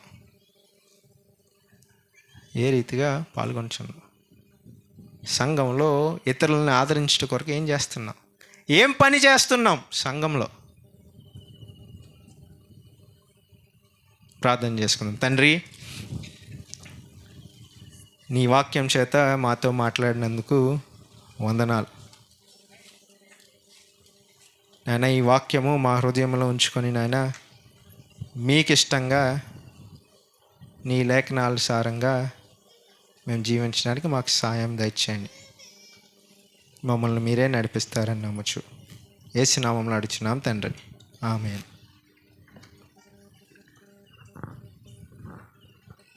మంచిది. దేవుని యొక్క వాక్యాన్ని మనతో పంచుకున్నటువంటి దైవజనులు జోనతాన్ పాల్ గారిని బట్టి మన సంఘము తరపున వందనాలు చెల్లిస్తూ ఉంటున్నాను. ప్రార్థన చేసుకొని ఈ కూడుకును ముగించుకుందామండి. కొంచెం భోజనాలకి లేట్ అయింది, ఏమనుకోబాకండి. అందరికీ భోజనాలు సిద్ధం చేయబడ్డాయి. అందరూ కూడా భోంచేసి వెళ్ళవలసినదిగా తెలియజేస్తుంటున్నాను. అలాగ మనం సిద్ధపడదామండి. ప్రార్థన చేసుకొని ఈ కూడుకును ముగించుకుందామండి. ప్రేమ కలిగిన దేవా, కృప కలిగిన మా తండ్రి, మీ వందనాలు స్తోత్రాలు చెల్లిస్తున్నాం ప్రభువా. ఈ గ్రామాన్ని ప్రేమించి సంఘము ద్వారా ఏర్పాటు చేయబడిన ఈ సభలను బట్టి, ఉజ్జీవ సభలను బట్టి నీ సెలవులు ప్రార్థన చేస్తున్నాం ప్రభువా. 2 దినాలు మీ సన్నిధిని మాతో ఉంచి ఈ పగటి వేళ కూడా మీరే కృప చూపి జరిగించినందుకు స్తోత్రాలు వందనాలు చెల్లిస్తున్నాం ప్రభువా. నా దయగలిగిన తండ్రి నీకు వందనాలు. రాత్రికి కూడా జరిగేటువంటి కూడికలో మీ సన్నిధిని ఉంచండి, మీ సహాయమును దయచేయండి నైనా. మరి ప్రభా, కూడినటువంటి నీ బిడ్డలు శారీరకంగా కూడా బలపరచబడుటకు సిద్ధం చేయబడినటువంటి ఆహారమును భుజించి నాయన బలవంతముగా నీ సన్నిధిలో ఉండునట్లుగా మీరే సిద్ధపరచండి, బలపరచండి, సహాయమును దయచేయమని యేసయ్య నామమును వేడుకొంచున్నాను తండ్రి, ఆమేన్. మన తండ్రి అయిన దేవుని యొక్క ప్రేమయు, మన ప్రభు అయినటువంటి యేసుక్రీస్తు వారి యొక్క కృపయు, పరిశుద్ధాత్మ అన్యోన్య సహవాసము కూడినటువంటి నీ బిడ్డలకును, యంత్ర శబ్దం ద్వారా వినినటువంటి వారికిని, నిన్ను వెంబడించేటువంటి వారందరికీ సదాకాలము తోడైన నడిపించను గాక. ఆమేన్, ఆమేన్. అందరికీ వందనాలండి. అందరికీ భోజనం సిద్ధం చేయబడింది. వెళ్ళొద్దు, భోజనం చేసి వెళ్ళవలసిందిగా తెలియజేస్తుంటున్నాను.